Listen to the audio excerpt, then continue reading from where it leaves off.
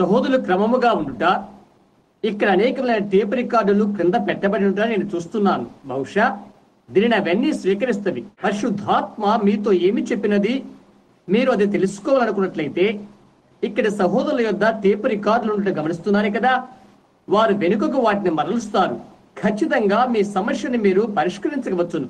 అది చెప్పబడిన రీతిగా జరిగినదో లేదో అది మీరు గమనించండి. చూశారా, యెహోవా ఇలాగు సెలవిచ్చుచున్నాడు అన్నది మీరు తెలుసుకోగలరు. ఏదైనా విషయంలో ఇది ఈ విధంగా అని అనుకున్నట్లయితే అది సరైనదా కాదా అని దాన్ని సరిచేసి చూడండి. చూశారా, అది ఎల్లప్పుడూ ఆ విధంగానే ఉంటున్నది. ఇప్పుడు పూర్వపరాలను కొద్దిగా వివరణ చేద్దాము. యెహోవా ఇలాగు సెలవిచ్చుచున్నాడు అన్నది మీరు తెలుసుకోగలరు. ఇంటి వద్ద ఉన్నట్లుగానే తలంచి నేను నా కెంటికి వ్యాకరణాన్నే వాడుతాను. కెంటుకుని నేను ఎప్పుడూ త్రోసిపుచ్చను.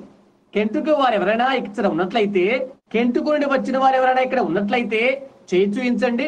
నేను ఇంటిలో ఉన్నట్లుగానే తలస్తున్నాను. అవును కదా, ఎంతో అమూల్యమైన విషయం. మా అమ్మ ఒక పూటకు రైలు నడుపుతూ ఉండేది. చూడాలని నేను ఒక రోజు అక్కడికి వెళ్ళాను.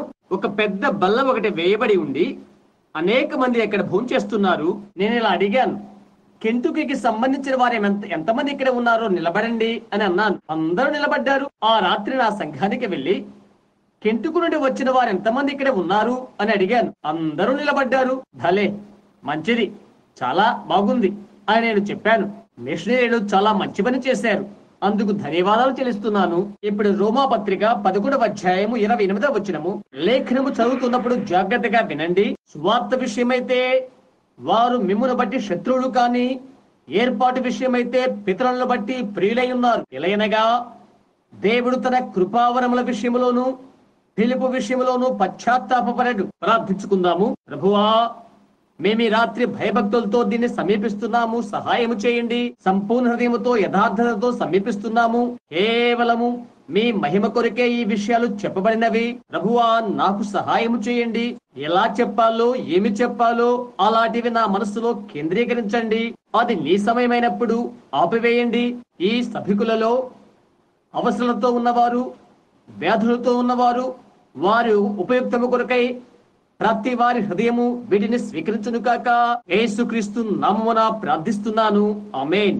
మన ఈ కొద్ది మందితోనే నేను ఈ పాఠ్యాంశాన్ని ఆరంభించాలనుకుంటున్నాను. ఇంకా మనను ఇక్కడ ఎక్కువ సమయము ఉంచకుండా ప్రయత్నిస్తాను. మిమ్మల్ని నా గడియారాన్ని ఇక్కడ పెట్టుకుని మంచి సమయంలోనే మిమ్మల్ని విడిచిపెట్టడానికి ప్రయత్నం చేస్తాను. అందుచేత రేపు రాత్రికి మరలా చేరుకోగలుగుతారు. మీరు ప్రార్థనలో ఉండండి. మా అబ్బాయి కార్డులు కూడా ఇవ్వలేదనుకుంటాను. అలా చేయమని నేను చెప్పలేదు. వారు అలా చేసినప్పటికీ చేయకపోయినప్పటికీ పర్వాలేదు. ఇక్కడ కార్డులు మా యొద్దనే ఉన్నవి.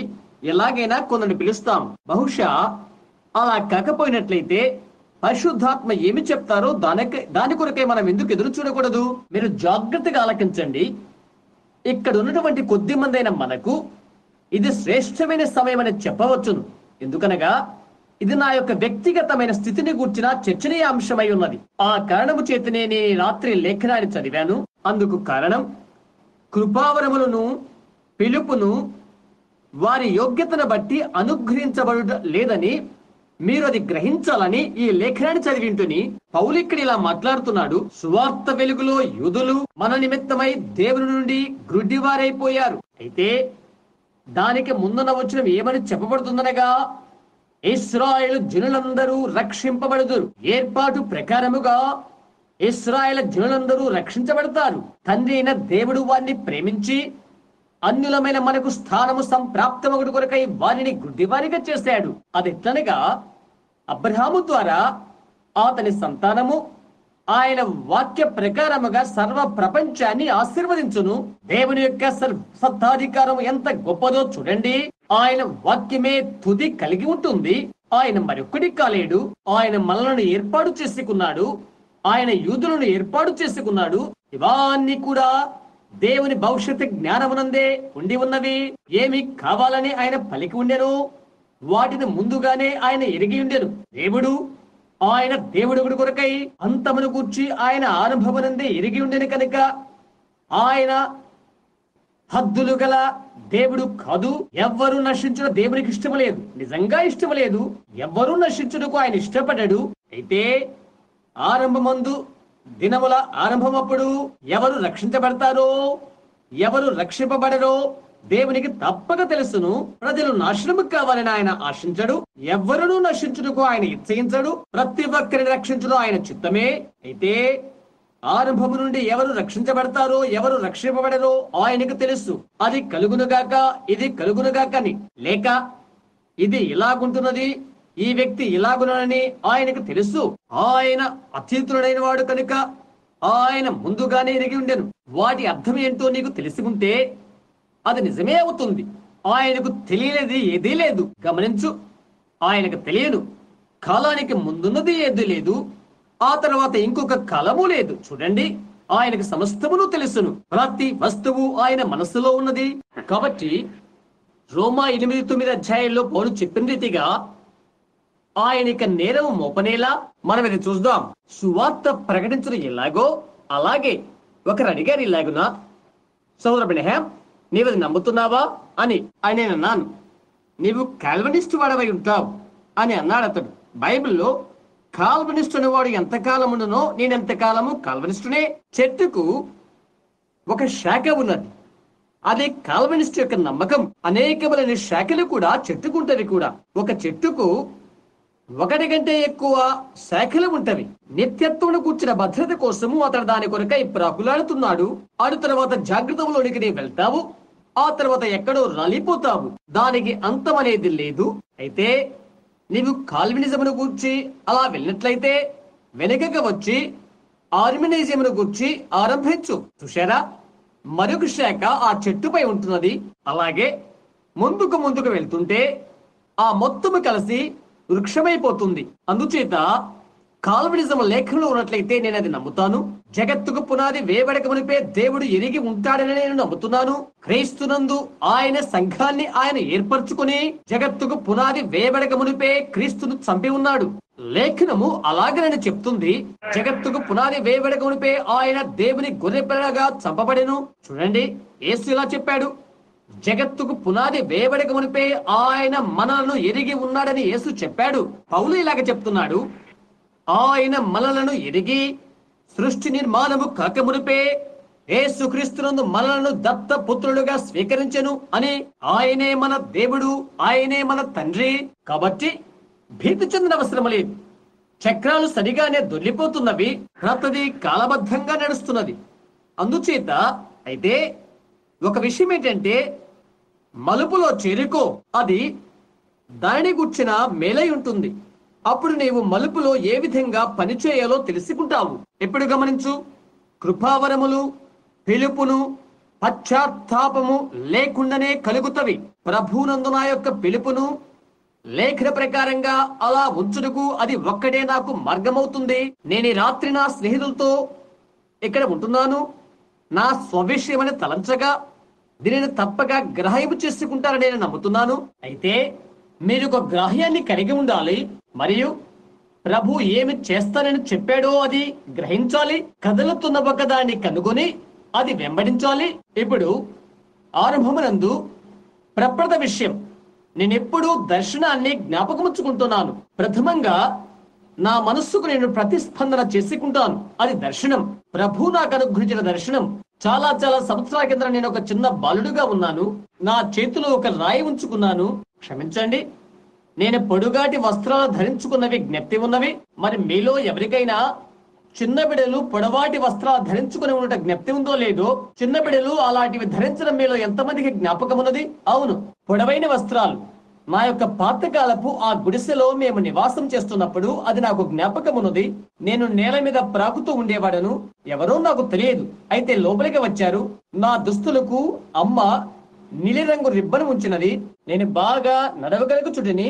నేనప్పుడు దూగాడుతున్నప్పుడు మంచులో నా చెయ్యి ఇరుక్కుని పోయినది.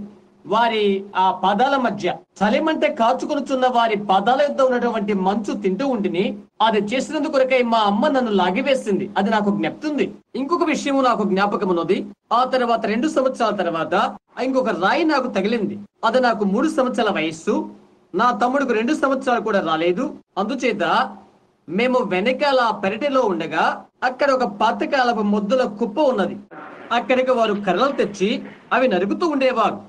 చెట్ల మొద్దులు అక్కడికి తెచ్చి ఇక్కడ కోయిచు ఉండేవారు. ఎంతమంది కదా జ్ఞప్తున్నది ఆ ముక్కలుగా చేయటము. ఈ రాత్రులు సహా నేను టై కట్టుకుని ఉన్నాను. నేను ఇప్పుడు ఇంట్లోనే ఉన్నాను.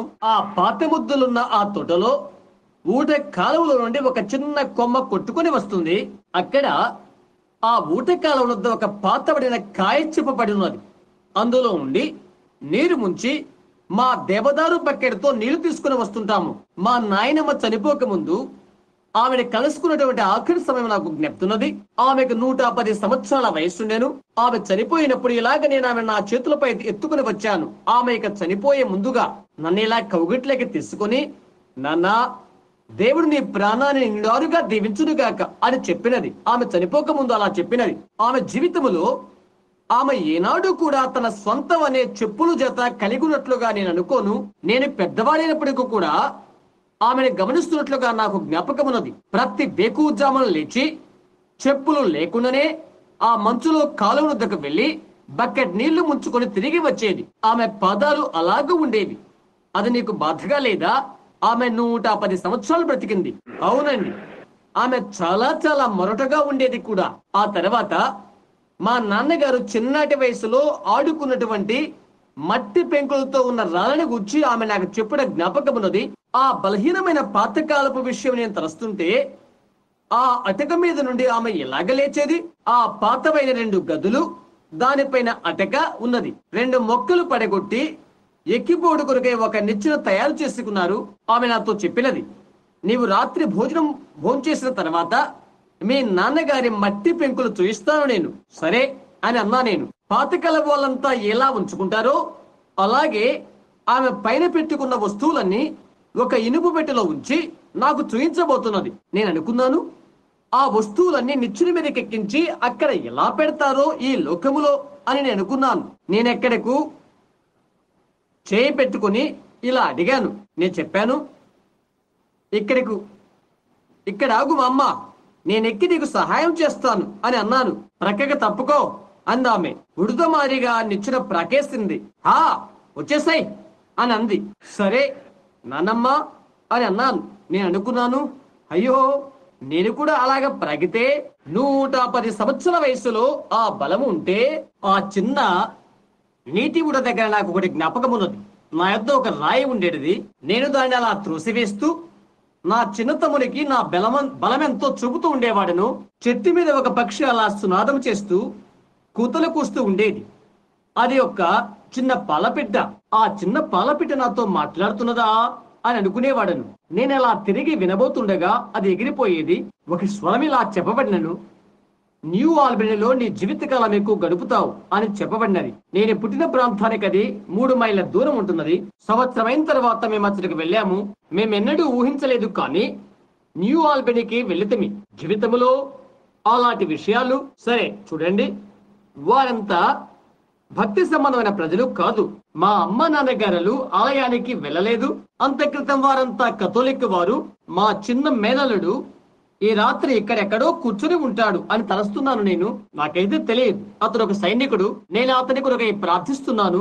కథోలిక్ వానిగానే జన్మెత్తాడు, ఇంకా కథోలిక్ వానిగానే ఉంటున్నాడు. ఈ ఆఖరి కుటుంబంలో అతను ఇక్కడ ఉన్నప్పుడు దేవుని యొక్క ఆ విషయాలు అతను చూశాడు. వేదిక యొక్క వద్ద అతను నిలబడి ఉండగానే అది చూశాడు. అక్కడ నిలబడి ఇలా అన్నాడు. విదేశాలకు అతను ఎప్పుడో వెళ్ళాడు. అతను నాతో అంటున్నాడు, బెల్మామ గారు, నేనది చూచినప్పుడు కథోలిక సంఘములో ఇలాంటివి జరగవు అని చెప్పాడు. బెల్మామ, నీవు చేసింది సత్యమే అని నేను చెప్పాడు. నేనన్నాను, నాన్న, నేను కాదు సత్యము, ఆయనే సత్యం అని చెప్పాను. షరా, ఆయనే సత్యం. నేనన్నాను, మెల్విన్, నేనేమి చేయమని నేను అడగట్లేదు. అయితే నీ పూర్ణ హృదయముతో ప్రభుని యేసుక్రీస్తును సేవించు.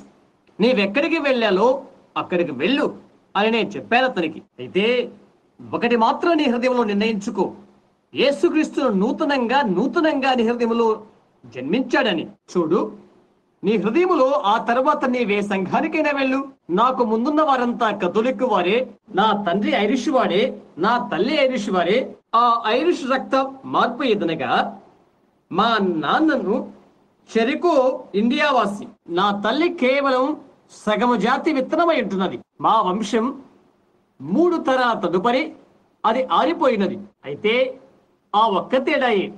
ఖచ్చితంగా ఐరిష్, ఆర్వే, బెన్హామ్ పేరు అవుతున్నది. దానికి ముందు లియోనులు. ఇప్పటికి వారు ఐరిష్ వారే, అయితే వారంతా కథోలిక్ వారు. అయితే నేను బిడ్డలమైన మాకు ఎటువంటి విద్యా తద్భీతులు లేనేలేవు. అయితే ఆ కృపావరాలు, ఆ దర్శనాలు నేను ఈ రోజున ఎలాగ చూస్తున్నానో అప్పటి నుండి అవి అలాగే చూస్తుండేవాడను. అవునది వాస్తవం. ఎందుకంటే కృపావరములు, పిలుపు పశ్చాత్తాపము లేకుండానే కలుగుతవి. దేవుని యొక్క భవిష్యత్తు జ్ఞానాన్ని బట్టి దేవుడు ఏదో ఒకటి చేస్తాడు. అప్పటి నుండి నా జీవితములో దానిని గురించి ఏదైనా చెప్పుటకు భయపడుతుండేవాడను. యేసుక్రీస్తు నిన్న, నేడు, యుగ యుగములు ఒక్కటి రీతిగా ఉన్నాడని చిన్న పుస్తకంలో నా కథ మీరు విని ఉంటారు. ఇతరమైన వాటిలో కూడా అది కలదని అనుకుంటున్నాను. అవునా జీన్? ఇప్పుడు మన దగ్గర ఉన్న పుస్తకంలోనా లేక క్రమంగా ఉన్న పుస్తకాల్లోనా జీవిత చరిత్ర ఉంది? అది ఇందులోనే అనుకుంటున్నాను. నన్ను కూర్చి నా సొంత పుస్తకాలే చదవలేదంటే విడ్డూరంగా లేదా? వాటిని ఇంకొకరు వ్రాయాలి. కూటాల్లో జరిగినది ఏదో ఒకటి వారు తీసుకుని వ్రాస్తారు. తద్వారా నేను ఏదో ఒకటి జరగాలని ఆశిస్తుంటాను కనుక అవి బాగానే ఉన్నవి. వాటిలో ఎక్కడెక్కడ కొద్ది కొద్దిగా చదువుతున్నాను. తరుణం దొరికినప్పుడల్లా అలా చేస్తుంటాను. సరే, ఎలాగైతే నేను ఒక చిన్న బిడ్డనైన నాతో ఆ దర్శనం ఎలా మాట్లాడిందో తెలుసా? నేను 7 సంవత్సరాల వయస్సు వాడును. ఆయన నాతో ఇలా చెప్పారు: మద్యపానం సేవించడం ద్వారా, పొగ త్రాగుడు ద్వారా నీ దేహాన్ని నీవు అపవిత్రపరచుకోవద్దు. నీవు పెద్దవాడైన తర్వాత నీ కొరకు ఒక పని నియమించబడినది. అది ఆ పుస్తకంలో చెప్పబడటం మీరు విని ఉంటారు. అవును, అది యథార్థమే. ఎప్పుడూ అలా జరుగుతూ ఉండేది. నేను దైవ సేవకుడైన తర్వాత అది ఎల్లప్పుడూ అలాగే జరుగుతూ ఉండేది. మన ప్రభుని యేసును ఒక రాత్రి నేను చూశాను. పరిశుద్ధాత్మ ద్వారా అనుమతి తీసుకుని ఉన్నానని నమ్మేది చెప్తున్నాను. వచ్చిన ప్రభు యొక్క దూత ప్రభుని యేసు కాదు. ఆ దర్శనములో ఆ దూత ఆయన వలె కనిపించట్లేదు. దర్శనములో ప్రభుని యేసు నేను చూడగా ఆయన చిన్న మనిషి ఉన్నాడు.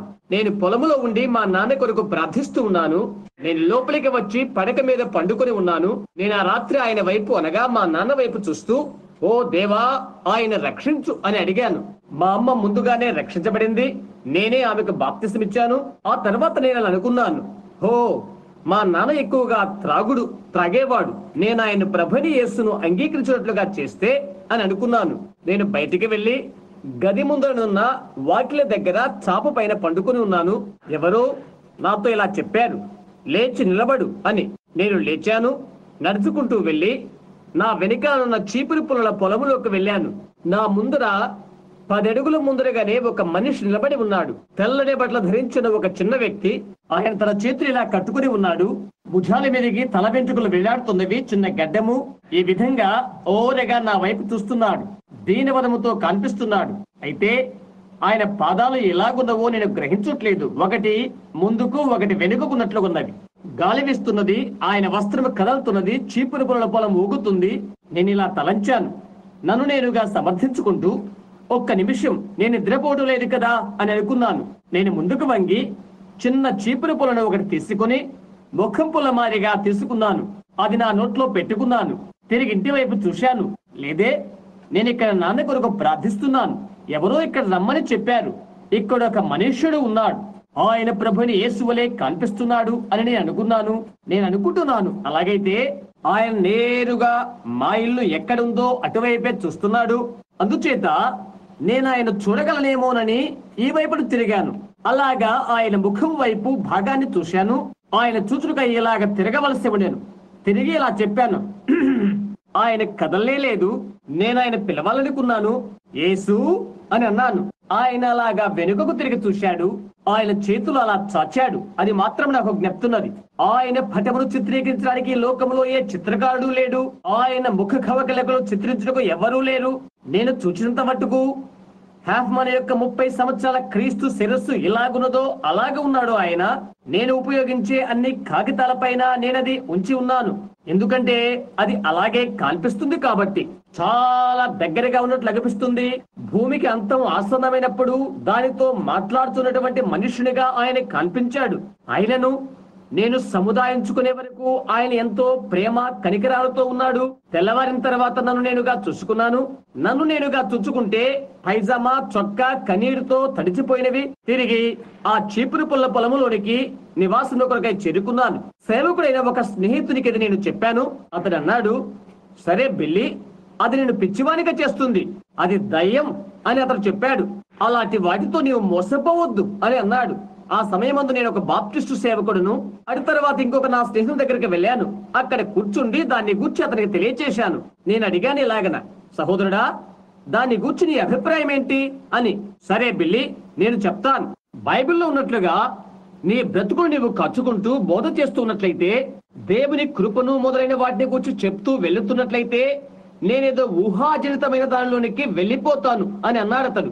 నేను చెప్పాను, అయ్యా, ఏదో ఒక ఊహాజనిత స్థితిలోనికి వెళ్ళాలని కాదు నా తలంపు, అది ఏమై ఉంటుందా అని తెలుసుకోవాలని నా తాపత్రయం అని చెప్పాను.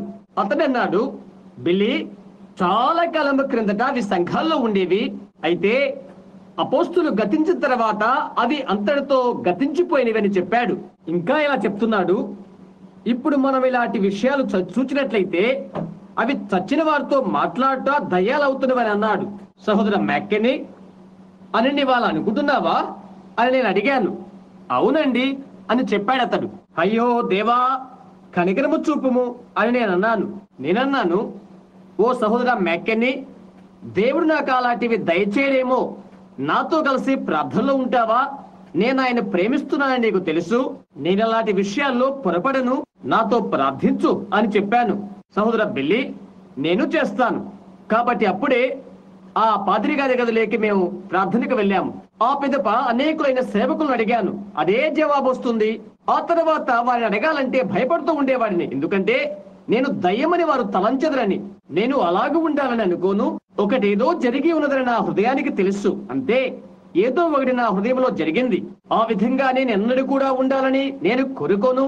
ఆ తర్వాత కొన్ని సంవత్సరాల తర్వాత నేను ఎక్కడైతే సంఘ సభ్యునిగా ఉంటినో ఆ ప్రప్రథమ బాప్టిస్ట్ చర్చిలో ఒక రోజు నేను ఒకటింటిని ఒకరి ఇలా చెప్పుకుంటా వింటిని, చూడు, నీవెక్కడకు గత రాత్రి వెళ్లి పరిశుద్ధ గుండ్రాళ్ళ శబ్దం విని ఉండవచ్చు అని.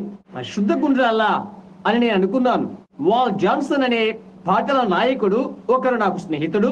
సహోదర వాల్, అదంటే ఏంటి అని అడిగాను. అది పెంతెకోస్తు వాళ్ళ మంద అని చెప్పాడు. ఏంటి అని అడిగాను. పెంతెకోస్తు వారు అని అన్నాడు. బిల్లి, నేను ఎప్పుడైనా చూశావా అని అడిగాడు. వారు నేల మీద పడి దొర్లుతూ క్రిందకు పైకి ఎగురుతూ ఉంటారు అని చెప్పాడు.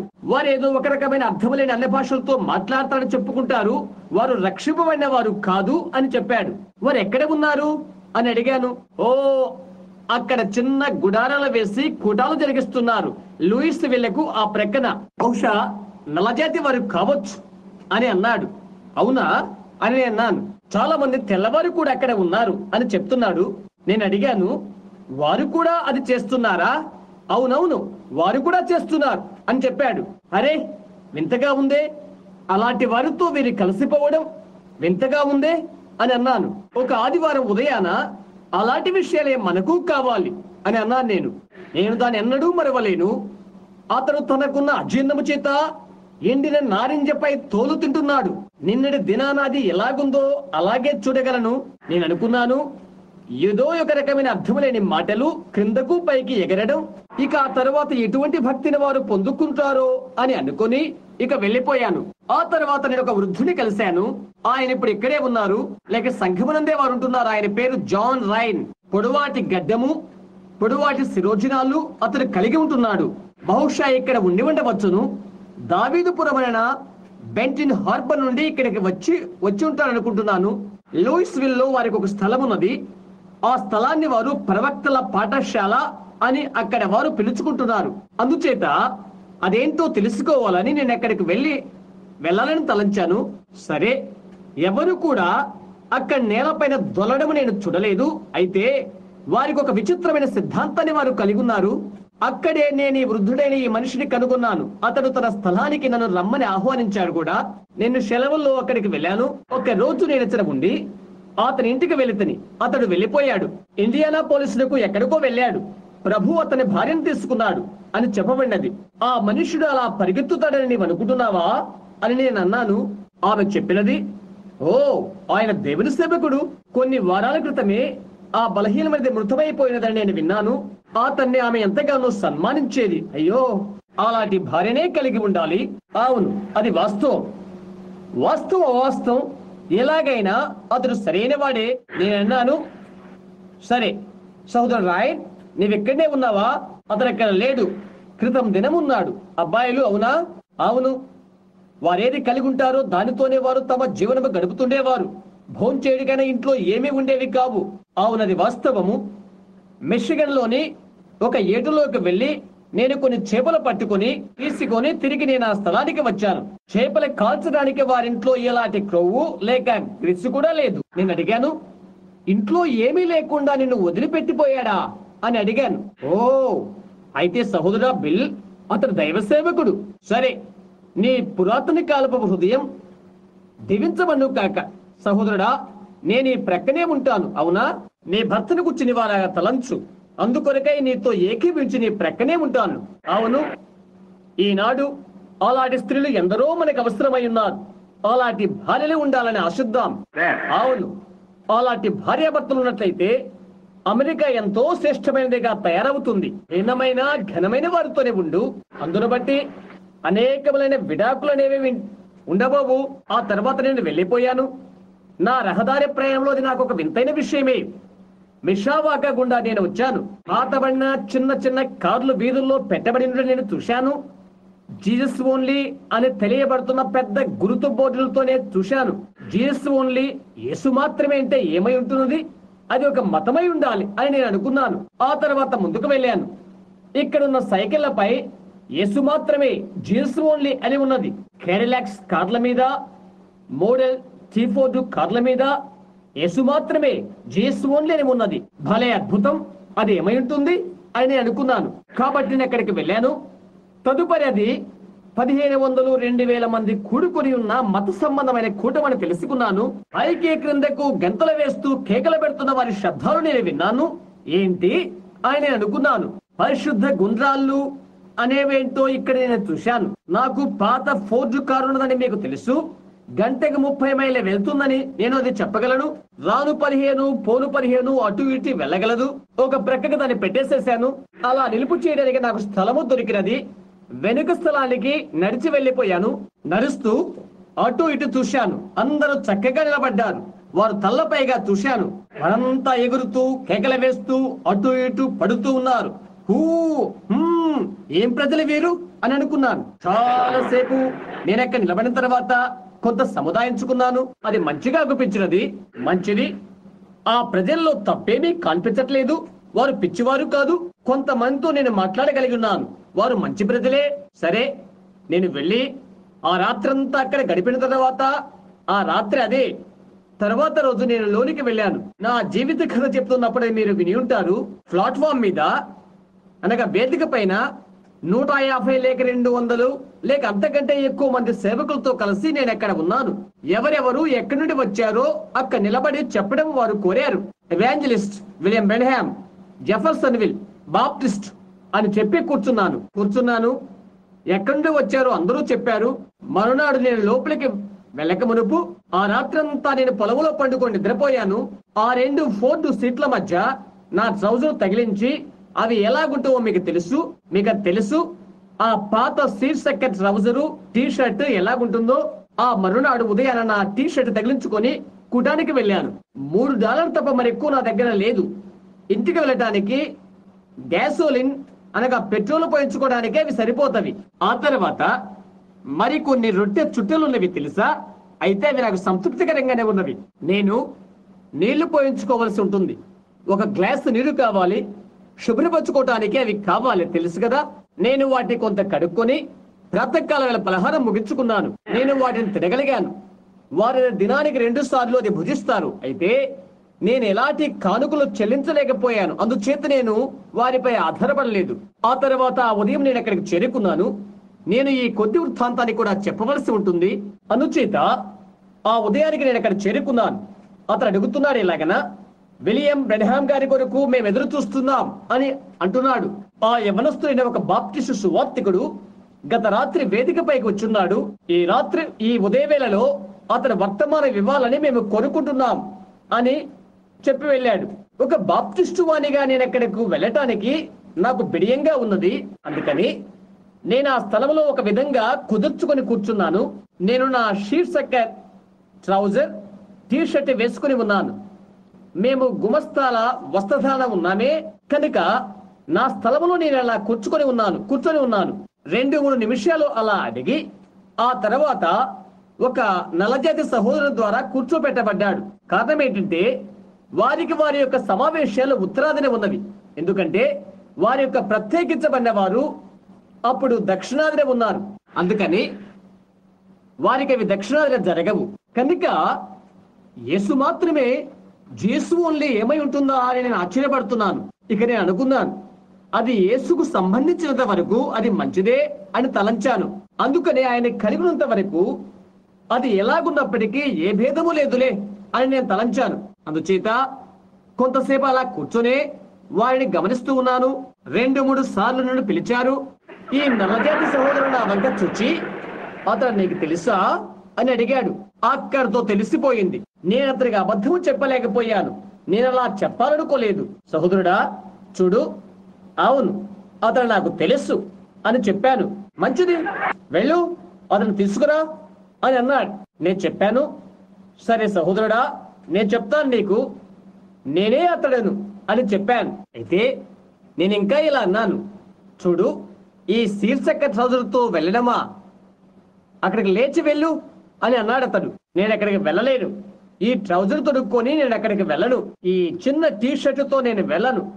నీవేమి ధరించావో ప్రజలేమనుకోనులే అని అన్నాడు అతడు. చూడు అది నీవు అనవద్దు, వింటున్నావా అని చెప్పాను. చూడు శీర్షక ట్రౌజర్ వేసుకుని ఉన్నాను, నేను ఎక్కడికి వెళ్ళను అని నేను చెప్పాను. విలియం బ్రెనహాం యొక్క పూర్వపరాలు ఎవరికైనా తెలుసు అని చెప్తున్నాను. అతడు ఇక్కడ ఉన్నాడు, అతడు ఇక్కడే ఉన్నాడు అని అన్నాడు అతడు. అయ్యయ్యో నా ముఖం కందిపోయింది తెలుసా, టై కట్టుకోలేదు తెలుసా, ఈ చిన్న టీ షర్ట్ వేసుకుని ఉన్నాను, చొక్కాయి చేయి భాగం ఈ విధంగా ఉంది, నా చెవులు గింగరెత్తిపోతుండగా అక్కడికి ఇలా నడుచుకుంటూ వెళ్ళాను. మైక్రోఫోన్ దగ్గర నేను ఎప్పుడు నిలబడి ఉండలేదు కనుక నేను అక్కడకు ప్రసంగం చేయుటకు వెళ్ళాను. పాఠ్యాంశాన్ని పుచ్చుకున్నాను. అది ఈనాడు మరవలేను. ధనవంతుడు పాతాళములో కన్నులెత్తి ఆ పిదప అతడు కేకలు వేసెను అను పాఠ్యభాగం అది. అనేక పర్యాయాలు నేను ఇలా 3 విషయాలను గురించి మాట్లాడితని వచ్చి ఆ మనిషిని చూడు, నీవిది నమ్ముతున్నావా, ఆ పిదప అతడు కేకలు వేసెను అనున్నవి. నేనిలా చెప్పుకుంటూ వెళ్తున్నాను. అక్కడ పుష్పగుచ్చాలు లేవు, ఆ తర్వాత అతడు కేకలు వేశాడు. అక్కడ ప్రార్థనా కూటాలు లేవు, ఆ తర్వాత అతడు కేకలు వేశాడు. అక్కడ బిడ్డలు లేరు, ఆ తర్వాత అతడు కేకలు వేశాడు. సంగీత గానాలు లేవు, ఆ తర్వాత అతడు కేకలు వేశాడు.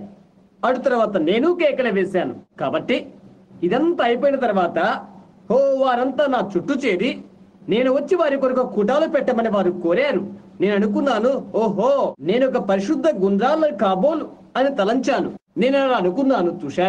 చూడండి అక్కడున్న వారు మంచి ప్రజలే. నేను అలా బయటికి నడుస్తూ వెళ్తున్నాను. ఒకరు కౌబాయ్ మొజోలు ధరించి కౌబాయ్ టోపీ పెట్టుకుని ఉన్నాడు. మీరెవరు అని అడిగాను. నేను ఒక సంఘ పెద్దను, టెక్సాస్ లో నుండి ఫలానా స్థలం నుండి వచ్చిందని చెప్పాడు. మంచిది, సరే అని నేను అనుకున్నాను. మరొకరు చిన్న నెక్కిరి బోకర్ ప్యాంటీ వేసుకుని ఉన్నాడు. ఒక విధమైన బంతి ఆట ఆడేటప్పుడు అవి ధరిస్తారని మీకు తెలుసా? వాళ్ళు ఇంకొకరు జెరీ స్వెటర్ వేసుకుని ఉన్నారు. అతను చెప్తున్నాడు ఇలాగనా, నేను ఫలానా రెవరెండ్ ఫ్లోరిడో నుండి వచ్చాను, నీ వచ్చి కూటాలు ఏర్పాటు చేస్తావా అని అడిగాడు. నేను ఇంటి దగ్గరే ఉన్నాను, ఈ టీ షర్ట్ షీర్నిక్కర ప్యాంటీ వేసుకుని ఉన్నాను అబ్బాయ్, అది నేను అనుకుంటున్నాను. మంచిది, నా యొక్క జీవిత కథ మీరు అలా విని ఉంటారు కనుక నేను ఇక్కడ నిలుపు చేసి క్రిందట ఎన్నడూ చెప్పని కొన్ని విషయాలు చెప్తున్నాను. ప్రప్రథంగా నేను ఈ విషయం అడుగుతున్నాను, నేను దాన్ని దాటవేస్తున్నాను. నా జీవితంలో ఇది నేను ఎన్నడూ బహిరంగంగా చెప్పలేదు. మీరు నన్ను ప్రేమిస్తారని అభయమిచ్చినట్లయితే, నేను చెప్పక ముందు మీరు నన్ను ఎలాగూ ప్రేమించారో అలాగే ప్రేమించినట్లయితే మీ చేయి చూయించండి, సరేనా? అదే మీ అభయం. దాన్ని నేను హత్తుకుంటున్నాను. ఆ రాత్రి కూటమిలో కూర్చొని ఉన్నాను. వారు పాటలు పాడుతూ చప్పట్లు కొడుతున్నారు. అది రక్తమేనని ఎరుగుదును, అది రక్తమేనని ఎరుగుదును అనే చిన్న పాట. అది కూర్చున్న త్రోవల్లోకి వారు ఉరుకుల వేస్తూ ప్రభును స్తుతిస్తూ కేకలు వేస్తూ అంతా చేస్తున్నారు. ఆ శబ్దాలు నాకు మంచి భీకరంగా ఉన్నవని తలస్తూ ఉన్నాను. ఎప్పుడు కూడా అపోస్తుల కార్యములు, అపోస్తుల కార్యం 2:4, అపోస్తుల కార్యం 2:38, అపోస్తుల కార్యం 10:49 ఇవే విశదీకరిస్తున్నారు. అవి లేఖనమే కదా. క్రితం నేను ఎలా ఎన్నడూ చూడలేదు. అయితే నా హృదయం వెడికిపోతుంది. ఇది అద్భుతంగా ఉన్నది అని నేను అనుకున్నాను.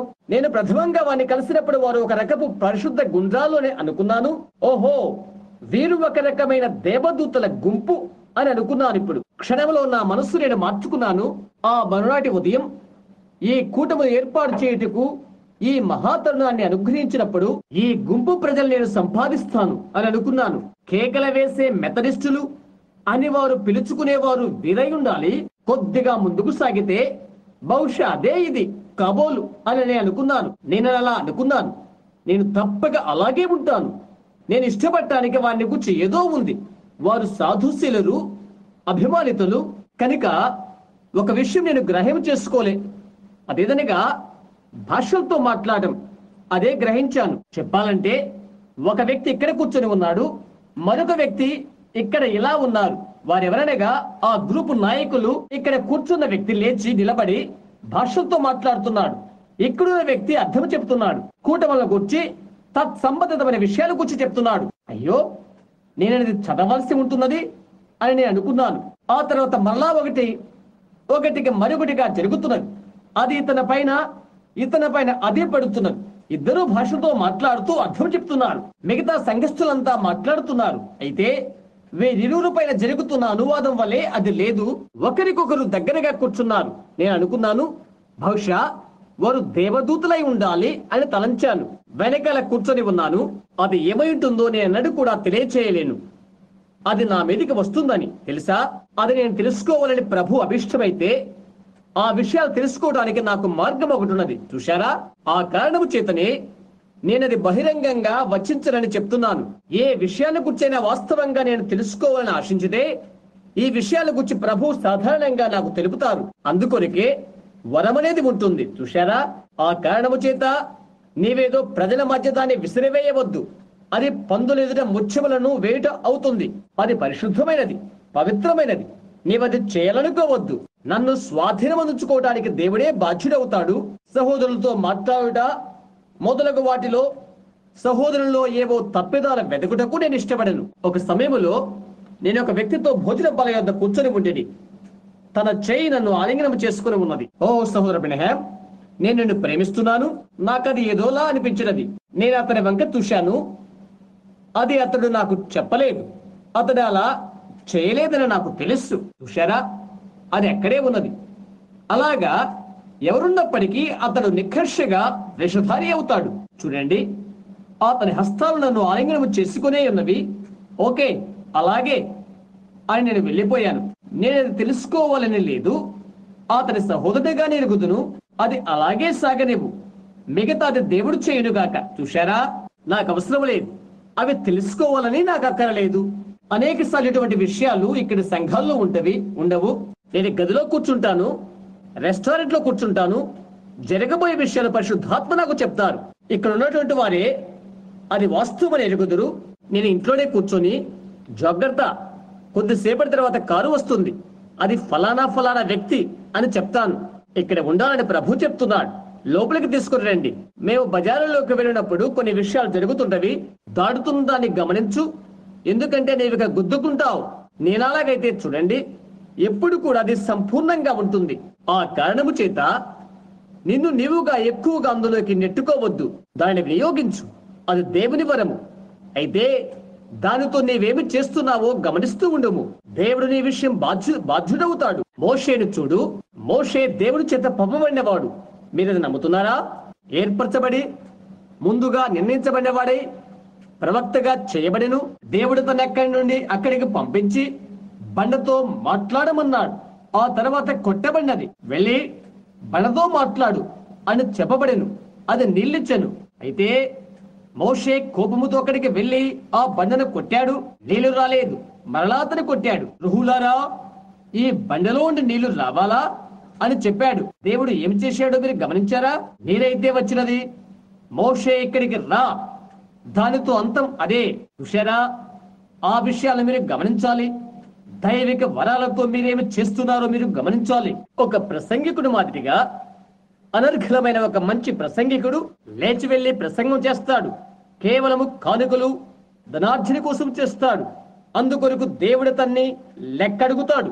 అవునది వాస్తవం. దైవిక సంబంధమైన వరములతో నీవేమి చేస్తున్నావో నీవు గమనించవలసి ఉన్నది. లేక ఏదో గొప్ప ఘనత సంపాదించుకుంటూ కొరకో, లేక ఏదో ఒక సంఘానికి ఒక ఖ్యాతిని తెచ్చుట కొరకో, లేక తనకు తానే గొప్ప పేరు సంపాదించుకోవడం కొరకో ప్రయత్నాలు చేయుట. నేను 2 లేక 3 రాత్రులు కుడిగల ఉండి ధైర్యముతో ఎక్కడో నివసించి అనుభవంతో అక్కడ ఉంటాను. దాని భావం ఏంటో తెలుసా? అవునండి, దేవుడు ఆయన హస్తాన్ని నీపై ఎక్కడ పెట్టినాడో ఎప్పుడు కూడా అక్కడే ఉండు. అది లోపలి జీవనమై ఉంటుంది, గుర్తించు. కాబట్టి ఈ దినాన్ని నేను అలా అనుకున్నాను. సరే, నడుస్తూ వెళ్తున్నాను. ఆ ప్రజలంతా చూచి నేను భీతి చెందిపోయాను. వారిని గూర్చి నేను తెలుసుకోవాలనుకుంటున్నాను అని అనుకున్నాను. బయట వరండాలో కూటం ముగించబడిన తర్వాత వారి కొరికే నేను వీక్షిస్తూ ఉన్నాను. అటు ఇటు చూశాను. వారిలో ఒకరిని కనుగొన్నాను. బాగున్నారండి అని అడిగాను. మీరెలా ఉన్నారు అని అడిగాడు అతడు. ఈ ఉదయాన్నే ప్రసంగించిన యవనస్తుడైన ప్రసంగికుడు నీవేనా అని అడిగాడు. నేనప్పుడు 23 సంవత్సరాల వయస్కుడు వాడను. అవునండి అని చెప్పాను. నీ పేరు అని అడిగాడు అతడు. బ్రెడ్హామ్ అని చెప్పాను. నీ పేరు అని అడిగాను. అతని పేరు చెప్పాడు. సరే, నేనిప్పుడు అతని మనసుతో సంఘీభావన చేసినట్లయితే అని నేను అనుకున్నాను. ప్రతిస్పందన ఏమవుతుందో అని ఎరుకనే అలా తలంచాను. మంచిదండి అని నేను అన్నాను. నాకు లేనిది మీరంతా కలిగి ఉన్నారు అని నేను చెప్పాను. నీవు విశ్వసించినప్పుడు పరిశుద్ధాత్మ పొందావా అని అడిగాడు. నేను ఒక బాప్టిస్టు వాడను అని అన్నాను. అతను అడిగాడు, అయితే నీవు విశ్వసించినప్పుడు పరిశుద్ధాత్మ పొందావా? మంచిది, అంటే నీ అర్థమేంటి సహోదరుడా అని అడిగాను. మీరంతా ఏమి కలిగి ఉన్నారో అది నాకు లేదు, అది మాత్రం నాకు తెలుసు అని నేను చెప్పాను. ఎందుకంటే మీరేదో బలమైనది ఒకటి కలిగి ఉన్నారు అది అని నేను అన్నాను. నేనెప్పుడైనా భాషలతో మాట్లాడితేవా? లేదండి అని నేను చెప్పాను. నేను ఇప్పుడు వెంటనే చెప్పగలను, నీవు పరిశుద్ధాత్మను పొందలేదు అని అన్నాడు. సరే, పరిశుద్ధాత్మను పొందుకుంటా అదే అయితే నేనది పొందలేదు అని నేను అన్నాను. అతడు అన్నాడు, నీవు భాషలతో మాట్లాడకపోతే నువ్వు పరిశుద్ధాత్మను పొందలేదు. మా యొక్క సంభాషణ అలాగే సాగిపోతుండగా నేనది ఎక్కడి నుండి పొందగలను అని అడిగాను. పరిశుద్ధాత్మను వెదకు అని చెప్పాడు. నేను అలాగే కనిపెడుతున్నాను. నేనేమి చేస్తున్నానో అతనికి తెలియదు. అయితే అతనికి ఏదో విడ్డూరం కనిపించదని నాకు తెలుసు. ఎందుకంటే అతను నా వైపు చూస్తున్నప్పుడు అతని కన్నుల దోలాగా చూస్తున్నాడు. అయితే వాస్తవంగా అతడు క్రైస్తవుడే. అతను 100కి 100 పాళ్ళు నిష్కర్షంగా క్రైస్తవుడే. అవునది వాస్తవం, అది ఇక్కడే ఉన్నది. దేవునికి స్తోత్రం అని నేను అనుకున్నాను. బలిపీఠం దగ్గరికి ఎక్కడికో ఒక చోటుకు నేను చేరుకోవాలి. బయటికి వెళ్ళాను. అటు ఇటు చూశాను. నేను ఇంకొక వ్యక్తిని నేను కలుసుకుంటాను అని తలస్తున్నాను. నేను అతన్ని కనుగొని అతనితో మాట్లాడుతూ, ఎలా ఉన్నారండి అని అడిగాను. అతను అన్నాడు, ఏ సంఘానికి నీవు సంబంధించిన వాడవు? నీవు బాప్టిస్టు వాడవని వారు చెప్పారే అని అన్నాడు అతడు. అవును అని చెప్పాను. నీవింతవరకు పరిశుద్ధాత్మను పొందలేదు అవును కదా అని అడిగాడు.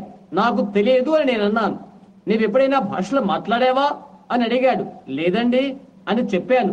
నీవు పొందలేదు అని అన్నాడు. మీరంతా పొందుకున్నదేదో అది నేను పొందలేదు, అది నాకు తెలుసు అని చెప్పాను. అయితే సహోదరుడా, నేను నిజంగా అందుకొరకై అపేక్షిస్తున్నాను. సరే, నీళ్లు సిద్ధంగా ఉన్నవి అని అన్నాడు. నేను చెప్పాను, నేను బాప్తిస్మం తీసుకున్నాను అని చెప్పాను. అయితే మీరంతా పొందుకున్నది నేను పొందుకోలేదు. మీరు కలిగి ఉన్నది అది నిజంగా నాకు కావాలి అని చెప్పాను. మంచిది, అది చాలా మంచిది అన్నాడు. నేను అతన్ని పట్టుకోవాలని ప్రయత్నం చేస్తున్నాను. ఆ తర్వాత చిట్ట చివరికి ఆ ఎదుటి మనిషి మనోభావాన్ని నేను పట్టివేసిన తర్వాత బలహీనుడైన వేషధారితో నేను ఎవరైనా మాట్లాడితే అలాంటి వారిలో అతడు ఒకడై ఉంటాడు. అతని భార్య నల్ల వెంట్రుకలు కలిగి ఉన్న స్త్రీ. అతడు ఒక అందమైన స్త్రీతో చెడ్డ సంపర్కము కలిగి 2 బిడ్డలు కలిగి ఉన్నాడు. త్రాగుడు, సారాయి అంగడికి తిరగడం, ఇలా రకరకాల అలవాట్లు. అయినప్పటికీ భాషలతో మాట్లాడుతున్నాడు, ప్రవచిస్తున్నాడు. ఆ తర్వాత ప్రభువా నన్ను క్షమించు అని చెప్పి ఇంటికి వెళ్ళిపోయాను. అవునది వాస్తవం, నేను అది అర్థం చేసుకోలేదు అని చెప్పాను. ఆ వేషధారి మీద ఆశీర్వదించబడిన పరిశుద్ధాత్మ కృమ్మనివ్వనట్లా అగుపించుట కానేరదే. అంతే. ఈ సుదీర్ఘ కాలం అంతా నేను పట్నం చేస్తూ ప్రార్థన చేస్తున్నాను. నేను వారితో కలిసి వెళ్ళినట్లయితే అదంతా ఏంటో నేను తెలుసుకొనవచ్చునేమో అని అనుకున్నాను. ఇక్కడేమో స్వచ్ఛమైన క్రైస్తవుడు, మరొకడేమో నిజమైన వేషధారి. అదేమై ఉంటుంది అని తలంచాను. ఓ దేవా, బహుశా నాలో ఏదో ఒక తప్పున్నది అని అనుకున్నాను. మూలాధారం నమ్మే నేను అదంతా బైబిల్లో ఉన్నదే అని అన్నాను. అది అలాగే ఉండాలి. నాకైతే జరిగేదంతా బైబిల్లో ఉండే అది జరగవలసి ఉన్నది. లేట్లయితే అది వాస్తవమైనది కాదు. అది ఇక్కడ నుండే రావాలి. అది బైబిల్ నుండి నిర్ధారణ చేయబడాలి, ఏదో ఒక చోట కాదు సుమా. అయితే అది బైబిల్ అంతటిలో కూడా అది ఉండవలసి ఉన్నది. నేనది నమ్మాలి. అది వాస్తవమైన అతుకే కావాలి. ప్రతి లేఖనానికి అది ఏకీభవించాలి. లేట్లయితే నేనది నమ్మను. కాబట్టి పౌలు చెప్తున్నాడు, పరలోకం నుండి దిగి వచ్చిన దూత మరొక సువార్తను ప్రకటించినట్లయితే అతడు శాపగ్రస్తువును గాక. కనుక నేను బైబిల్ నమ్ముతాను. అలాంటిది బైబిల్ నుండి నేను చూడలేదు అని అన్నాను. 2 సంవత్సరాల తర్వాత నా భార్యను మొదలగు తదితరాలను నేను పోగొట్టుకున్న తర్వాత నేను గ్రీన్ మిల్ లో ఉన్నాను. అది నా పరిచయ స్థలం. ప్రార్థిస్తున్నాను. తిరిగి నా గుహలోకి 2-3 దినాలు వెళ్ళాను. 2 దినాలైనది. కొద్దిగా గాలి పీల్చుకుంటూ కొరకై అలా బయటకు వెళ్ళాను. నేను అలా బయటకు నడుస్తూ వెళ్తూ అక్కడ మొద్దు చివర భాగాన నా బైబిల్ పెట్టి వెళ్ళాను. మీరు లోనికి వస్తున్నప్పుడు ఒక పాత చెట్టు గాలి వీస్తూ ఉంటుంది. దానికి ముండ్ల గరిటె మారిగా ఒకటి ఉన్నది. దాని ముండ్లు ఇలా పెట్టబడి ఉన్నది. చెట్టు ఇలా వంగి ఉన్నది.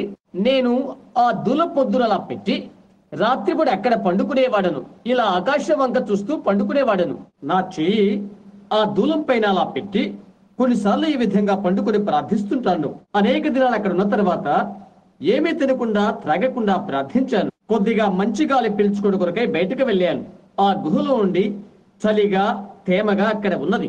అందుచేత మరలా బయటికి వచ్చి క్రితం దినం ఎక్కడుంచానో అక్కడ నా బైబిల్ పెట్టాను. హెబ్రీ 6వ అధ్యాయముకు అది తిరిగినది. నేను చదవడానికి ప్రారంభించాను. నిర్జీవ క్రియలు విడిచిపెట్టి సంపూర్ణమై సాగిపోవుదాం మొదలగునవి. ఒక్కసారి వెలిగింపబడి పరలోక సంబంధ వరములు రుచి చూచి పిలుపులో పాలు అయిన వారు మొదలగున చదువుతున్నాను. ఇలా చెప్పబడినది. అయితే ముళ్ళ తుప్పలు గచ్చ తీగలు పెరిగినవి కనుక విసర్జింపబడిను. భూమిపై తిరుగుచు తరచుగా కురి వర్షము త్రాగి భూమిపై తరచుగా కురి వర్షము త్రాగి అనుకూలమైనది ఫలించక విసర్జింపబడి ముళ్ళ తీగలు గచ్చ తీగలు పెరిగినలా విసర్జింపబడును. ఒకటి వెళ్ళి అక్కడే ఉందని నేను అనుకున్నాను. నన్ను ఇక్కడ మేల్కొలు పొందేవారో నేను విన్నాను. నాకిప్పుడు దర్శనం ఇయ్యబడిన ఆయన సంసిద్ధంగా ఉన్నాడు. ఆ ముద్దు కొన భాగాన నేను అలాగే కనిపెడుతూ ఉన్నాను. నేను లేచి వెనుకకు ముందు క్రిందకి పైకి నడుస్తున్నాను. వెనుకకి నడిచి వెళ్ళాను. ఏమి జరగలేదు. నా గుహ వైపే వెనుకకు వెళ్ళాను. ఏమి జరగలేదు. నిన్న అలాగే నిలబడి ఇది ఏమై ఉంటుందా అని ఆలోచన చేస్తున్నాను. ఆ బైబిల్ వైపే మరలా నడుస్తూ వెళ్ళాను. అది మరలా నా వైపే వచ్చినది. అది నేను అలా పుచ్చుకొని అందులో ఏమున్నదో అది చదవాలని ఆయన కోరుతున్నాడేమో అని అనుకున్నాను. దేవుని ఎడల పశ్చాత్తాపము విశ్వాసము విషయాలన్నీ కూర్చొని చదువుకున్నాను. భూమి తన మీద తరచుగా కొరికి వర్షము త్రాగి ఎవరి కొరకు వ్యవసాయము చేయబడినో వారికి అనుకూలమైన పైరు అని చెప్పబడుతున్నది చదువుతున్నాను. అయితే ముళ్ళ తుప్పలు గచ్చ తీగలు తన మీద పెరిగి తుదకది విసర్జించబడి కాల్చివేయబడును. అది నన్ను వణికింప చేస్తున్నది. దీనిని గురించి నీవు నాకు ఈ దర్శనం అనుగ్రహిస్తున్నావు అని తలస్తూ ఉంటేని ఆయన్ను మరొకటి ఎరుగుడుకై నేను అతడ ఉన్నాను. ఆ తర్వాత వెంటనే ప్రపంచమంతా నా ఎదుట తిరిగిపోతున్నట్లున్నది. అంత చక్రమై చుట్టుకొని పోయినది. తెల్లని వస్త్రాలు ధరించిన ఒక వ్యక్తి వచ్చి తల ఎత్తుకొని విత్తనాలు విత్తుతున్నాడు. అతను అలా కొండ దగ్గరికి వచ్చిన తర్వాత ఇక్కడ నల్లని వస్త్రాలు ధరించిన మరొకటి వచ్చి తల వంచుకొని ఉండి విత్తనాలు విత్తుతున్నాడు. మంచి విత్తనాలు మొలకెత్తగా అవి గోధుమలై ఉన్నవి. ఆ చెడ్డ విత్తనాల మొలకెత్తగా అవి కలుపు మొక్కలై ఉంటున్నవి. ఆ తర్వాత గొప్ప కరువు గట్టి భూమిపైకి వచ్చినది. పాడైపోతున్నట్లుగా గోధుమలు తల వంచేసినవి. నీళ్లు లేక అలా అయిపోయినవి. వర్షాన్ని పొమ్మని ప్రజలంతా తల్ల వంచి దేవునికి ప్రార్థిస్తుండగా నేను చూశాను. ఆ తర్వాత ఆ కలుపు మొక్కలంతా నీళ్ల కొరకైనట్లుగా తల్ల వంచేసినవి. అలాగది నేను చూశాను. ఆ తర్వాత బలమైన మేఘాలు వచ్చి భీకర వర్షం కురిచినది. అది అలా జరగగానే ఆ వంగిపోయిన చిన్న గోధుమలు అనుకుంటూ నిటారుగా నిలిచినవి. ప్రక్కనే ఉన్న కలుపు మొక్కలు ఉష్ అనుకుంటూ నిలబడిపోయినవి. అరే ఏంటి అని అనుకున్నాను నేను. ఆ తర్వాత అది నా మీదకి వచ్చినది. ఇదే ఏ వర్షమైతే గోధుమలు పెంచడానికై వినియోగపడినో అదే వర్షము కలుపు మొక్కలు పెంచుడు కొరకై కురిసినది. ఆ గుంపు ప్రజల మీద ఏ పరిశుద్ధాత్మ కురంబరించబడినదో ఆశీర్వాదమిచ్చు అదే వేషధారి పైన పడినది. యేసులాగా చెప్పారు, వారి ఫలముల వల్ల మీరు వారిని తెలుసుకుంటారు అని. అతడు కేకలు వేయటం బట్టి కాదు, కేరింతల కొట్టడం ద్వారా కాదు, వారి ఫలముల వల్ల మీరు వారిని తెలుసుకుంటారు. నీవక్కడే ఉన్నావు ప్రభువా, నేను పొందుకున్నాను. అది నిజముగా సత్యము. దేవుడంటే ఎరుగకూడనే నీవు వరాలు కలిగి ఉంటావు. కాబట్టి చూడండి, భాషలతో మాట్లాడటం నాకు చాలా కష్టతరంగా ఉండెను. అయితే ఒక దినాన దేవుడు దానిని నాకు రుజువుపరిచాడు. ప్రప్రదంగా మార్పు చెందినటువంటి నా వారిని ఓహియో నదిలో బాప్తిస్మిచ్చుచుండని, ఆ తర్వాత 7వ వ్యక్తికి బాప్తిస్మిచ్చుచుండని, నేను బాప్తిస్మిచ్చుచు ఇలా చెప్పాను, నేను నీళ్ళలో అతనికి బాప్తిస్మిచ్చుచున్నాను, నీవు పరిశుద్ధాత్మలో అతనికి బాప్తిస్మివు అని చెప్పాను. నీళ్ళలోకి అతని ముంచుతున్నాను, ఆయన ఆకాశం నుండి సుడిగాలి వచ్చినది, ఆ వెలుగు ఇక్కడ ప్రకాశిస్తున్నది. వందల ప్రజలు ఆ ఒడ్డున ఉన్నారు. అది జూన్ మాసము, మిట్ట మధ్యాహ్న వేళ, 2 గంటల సమయం. నేను ఎక్కడ ఉన్నానో నా పైనది వ్రేలాడుతున్నది. ఒక స్వరం ఇలా చెప్పినది, క్రీస్తు యొక్క మొదటి రాకడకు బాప్తిస్మిచ్చు యోహాను ఎలా ముందటి వాడుగా పంపబడినో, క్రీస్తు యొక్క 2వ రాకడకు ముందటువంటి వర్తమానము అటువంటి దానిని నీవు కలిగి ఉన్నావు అని చెప్పబడినది. అది నాకు చచ్చిపోయేంతగా భీతిని కలిగించినది. అక్కడున్న సమూహ ప్రజలంతా కర్మాగార పనివారు, మందులు తయారు చేయ పనివారు, వారంతా ఆ నది ఒడ్డునే ఉన్నారు. నేను తిరిగి వెళ్లిపోయాను. ఆ మధ్యాహ్న వేళ 200-300 మందికి బాప్తిసం ఇచ్చాను. వారు నన్ను బయటకు తీసినప్పుడు నీటిలో ఉండి బయటకు లాగారు. పెద్దలు తదితరులంతా బయటకు వచ్చి ఆ వెలుగు ఏంటి అని అడిగారు. గిలాదు ఏజ్ బాప్టిస్టు సంఘస్థులైన ఆ పెద్ద గుంపైన నల్లవారంతా, అక్కడ లోన్ స్టార్ సంఘస్థులు అక్కడ ఉన్నారు. అక్కడ ఉన్నటువంటి అనేక మంది ఆ సంభవనను చూచి ఏడ్చారు, పడిపోయారు. ఒక అమ్మాయి పడవ నుండి బయటికి వచ్చుటకు ప్రయత్నిస్తూ ఈతగాళ్ల వస్త్రాలు ధరించి అక్కడ కూర్చుకొని ఉన్నది. ఆమె ఒక సంఘానికి ఆదివారం పడి ఉపాధ్యాయుని, బయటికి రావా అని అడిగాను. వెళ్ళి నేను బయటికి రాను అని అన్నదామె. మంచిది, రావా అని అడిగాను. నేను బాప్తిస్మిస్తున్న స్థలం నుండి నీవు బయటికి వచ్చుటకు సువార్త నిమిత్తము తగిన గౌరవం నాకున్నది. ఆమె అంటున్నది, నాకది లేదు అని అన్నది. బాప్తిస్మిస్తున్నప్పుడు ఆమె అచ్చట కూర్చొని నవ్వుతూ అలా చేస్తున్నప్పుడు ఎందుచేతనగా బాప్తిస్మును కూర్చో ఆమె నమ్మదు. అప్పుడు ప్రభుదూత దిగిరాగా ఆవిడ పడవలో ముందుకు పడిపోయింది. ఏ రోజు ఆ అమ్మాయి పిచ్చాసుపత్రిలో ఉన్నది. నీవు దేవునితో ఆటలాడలేవు. ఆ తర్వాత నీళ్లు త్రాగటానికి ఒక అందమైన అమ్మాయి వెళ్ళినది. ఒక బీరు సీసాకు కొట్టుకుని ముఖమంతా పగిలిపోయినది. అయ్యో, భీకరంగా అయిపోయినది. అదే అక్కడ జరిగిన విషయం. ఆ తర్వాత జీవితం అంతా కూడా నేను చూశాను. అవి జరుగుట, ఆ దర్శనాలు చూచుట, ఆ సంగతులని ఎలా జరిగినవో అన్ని. ఆ తర్వాత కొంచెం కాలమైన తర్వాత అది నన్ను ఎంతగానో ఇబ్బంది కలిగి చేసినది. అది తప్పు అని అందరూ అంటుండేవారు. నేను ఎక్కడైతే ప్రార్థిస్తూ ఉండేవాడనో ఆ నా చిరుపరిచే స్థలంలో ఉండి లేచిపోయాను. నా మీదికి రావద్దని ఎంతగానో దాని కొరకు ప్రార్థించినప్పటికీ ఎలాగైనా అది నా మీదికి అది వచ్చేస్తూనే ఉన్నది. ఇండియానా రాష్ట్రంలో నేను గేమ్ వార్డెన్గా పనిచేశాను. నేను లోపలికి వచ్చాను. అక్కడ ఒక మనిషి కూర్చొని ఉన్నాడు. మందిరంలోని పియానిస్ట్ యొక్క సోదరుడు అతడు అడిగాడు, బిల్లి, ఈ మధ్యాహ్నం మేడస్టోన్ వరకు నన్ను దాటవేస్తావా అని అడిగాడు. నేను అది చేయలేను, నేను అడవుల వరకు వెళ్లాల్సి ఉంది అని చెప్పాను. నేను ఇంట్లోకి వచ్చి నా తుపాకీ బెల్ట్ తదితరవి తీసి నా చేయి చొక్కాయి ముడిచాను. నేను 2 గదుల చిన్న ఇంట్లో నివసించాను. నేను కడుక్కొని నా భోజనం సిద్ధపరచుకోబోతున్నాను. కడిగి వేసి ఇంటి ప్రక్కనేనున్న గంగిరెగ్గు చెట్టు దగ్గరికి వెళ్ళాను. అకస్మాత్తుగా ఎవరో వచ్చి అలా అది జరిగిపోయినది. నేను చూశాను. మరలా అదే అని నేను గ్రహించాను. నేను మెట్ల మీద కూర్చున్నాను. అతను తన కారులో ఎదురెద్దుకి నా వద్దకు పరిగెత్తుకుని వచ్చి, బిల్లి, నీవు మూర్ఛనిపోతున్నావు అని అడిగాడు. లేదండి అని నేను అన్నాను. బిల్లి, ఏం జరిగినది అని అడిగాడు. నాకు తెలియదు. వెళ్ళు సహోదరుడా, మంచిది, వందనాలు. నా భార్య పాత్రలో నీళ్లు తీసుకుని బయటికి వచ్చి, హాని, ఏం జరిగింది అని అడిగినది. ప్రీతమా, ఏమీ లేదు అని చెప్పాను. భోజనం సంసిద్ధంగా ఉంది, వచ్చేసేయి అని చెప్పి నా వీపుపై చేయి వేసి నన్ను లోపలికి తీసుకెళ్ళడానికి ప్రయత్నం చేస్తున్నది. ప్రీతమా, నేను ఒక విషయం నీకు చెప్పాలనుకుంటున్నాను అని నేను అన్నాను. నీవు వారిని అక్కడికి పిలిచి ఈ మధ్యాహ్నం ఇక్కడ ఉండమని వారికి చెప్పు అని నేను చెప్పాను. మేడా, ప్రీతమా అని నేను చెప్తున్నాను. నేను యేసుక్రీస్తును ప్రేమిస్తున్నానని నాకు తెలుసు అని అన్నాను. నేను మరణములో ఉండి జీవంలోనికి దాటి ఉన్నానని నాకు తెలుసు. దయ్యం నాకు ఎటువంటిది చేయడం నేను ఇష్టపడను. నేను ఇలాగే సాగిపోతూ ఉండలేను, నేను ఒక ఖైదీని అని అన్నాను. ఎల్ల వేళ కూడా ఇది జరుగుతున్నప్పుడల్లా కూడా, ఇలాంటి దర్శనాలు వచ్చుతున్నప్పుడల్లా, అదేమైనప్పటికీ నేను చెప్తున్నాను, అది నాకు జరిగినప్పుడు అది దర్శనం అని నాకు తెలియదు, అది దర్శనం అని నేను అనను. వారు దాన్ని మైకమంటున్నారు, మరి ఏదేంటో అని అది నాకు తెలియదని చెప్పాను. నేను దాన్ని హీనంగా అనడము నాకు ఇష్టం లేదు. అది దయ్యం అని వారు చెప్తున్నారు. నేను ప్రభుని యేసును ప్రేమిస్తున్నాను. ఓ బిల్లి, ప్రజలు అనేది నీవు ఆలకించకు అని ఆమె చెప్పినది. అయితే ప్రీతమా, ఇతరత్ర బోధకులను చూడు, నాకు వద్దు అని అన్నాను. నీ అడవుల్లోకి నా స్థలానికి వెళ్తున్నాను అని చెప్పాను. $15 నా యొద్ద ఉన్నవి. బిల్లిని జాగ్రత్తగా చూడు. బిల్లి అప్పుడు చాలా చిన్నవాడు. తీసుకో, జీవించడానికి నీకు బిల్లికి కొద్ది కాలానికి సరిపడతవి. వారిని పిలిచి చెప్పు, వీలైతే రేపు వస్తాను, లేదా ఇక తిరిగి రాను. నేను ఇక 5 రోజుల్లో తిరిగి రాకపోతే నా స్థానంలో మరొకటి ఉంచు అని చెప్పాను. మేడా, అది నా దగ్గర తీసివేసి అది మరలా రాకుండా చేయునని దేవుడు నాకు వాగ్దానం చేసే వరకు నేను తిరిగి రాను అని చెప్పాను. అలాంటి మనుషుని యొక్క అవివేకం ఎంతదో ఆలోచించేయండి. నేను ఎక్కడికి ఆ రాత్రి వెళ్ళిపోయాను, తిరిగి ఆ పాత గదిలోకి వెళ్ళాను. అది ఆ తర్వాత రోజు కొంత ఆలస్యమైనది. తర్వాత రోజు ఆ క్యాంపులోకి నేను వెళ్ళవలసి ఉన్నది. ఆ పర్వత అవతల లేక కొండ ఆవల అడవుల్లోకి వెళ్ళాను. FBI వారు నన్ను కనుగొంటారని అనుకోలేదు. కనుక ఈ చిన్న పాత గదిలో ఆ మధ్యాహ్నం అంతా చాలా చీకటి పడే వరకు ప్రార్థిస్తూనే ఉన్నాను.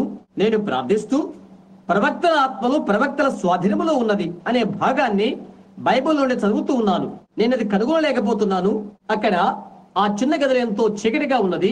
నేను చిన్నవాడిగా ఉన్నప్పుడు అక్కడ బోను పెడుతుండేవాడను. నేను ఇక్కడ బోను పెట్టి రాత్రంతా చేపలు పడుతుండేవాడను. అది కేవలం ఎంతో శిథిలావస్థలో ఉన్నటువంటి పాతబడిన గది. సంవత్సరాల తరబడిగా అక్కడ కూర్చుంటున్నాను. అది ఆ స్థితికి రాకముందు ఒకరు అద్దెకున్నారు అందులో.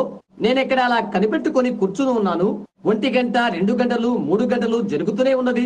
నేల మీద వెనక్కు ముందుకు నడుస్తూనే ఉన్నాను. ముందుకు వెనక్కు అలాగే నడుస్తున్నాను. ఒక పాతబడిన బల్ల మీద కాదు ఒక పెట్టెలాంటిదైనా దానిపైన కూర్చున్నాను. నేను ఇక్కడ కూర్చొని, ఓ దేవా, ఎందుకు నీవిలాగు నాకు చేస్తున్నావు అని తలంచుకుంటున్నాను. తండ్రి, నిన్ను నేను ప్రేమిస్తున్నాను, నీకు తెలుసు. నేను నిన్ను ప్రేమిస్తున్నానని నీకు తెలుసు అని చెప్తున్నాను. దయ్యం పట్టిన వానిగా నేను నాకు ఇష్టం లేదు.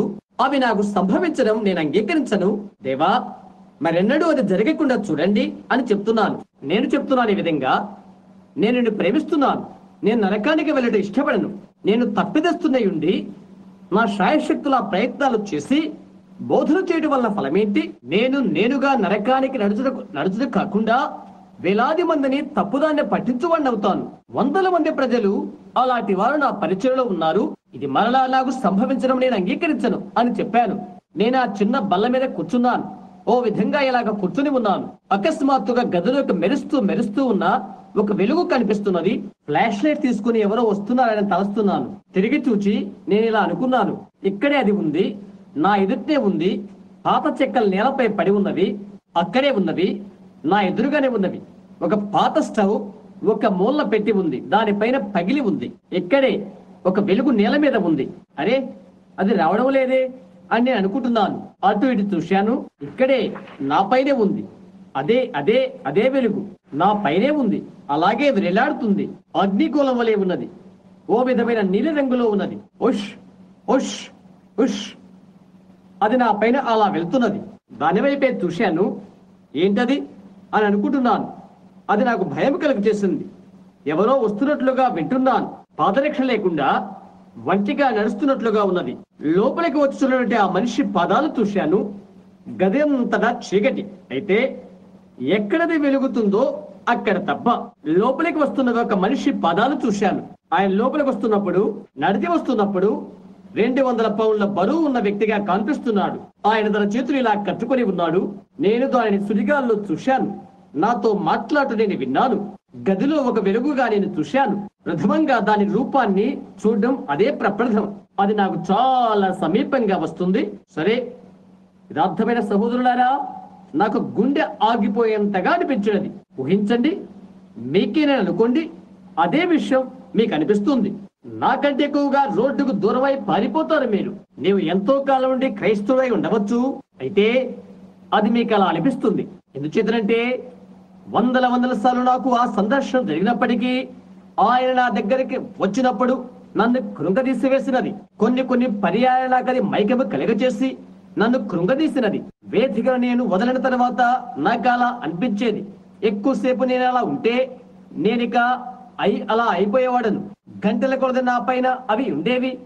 నేను ఎక్కడ ఉన్నానో నాకు తెలియదు కూడా. నేను అది విశదీకరించలేను. ఇక్కడ బైబిల్లోండి చదవండి, అదేంటో మీకు తెలియపరుస్తుంది. లేఖనం అలా తెలియజేస్తున్నది.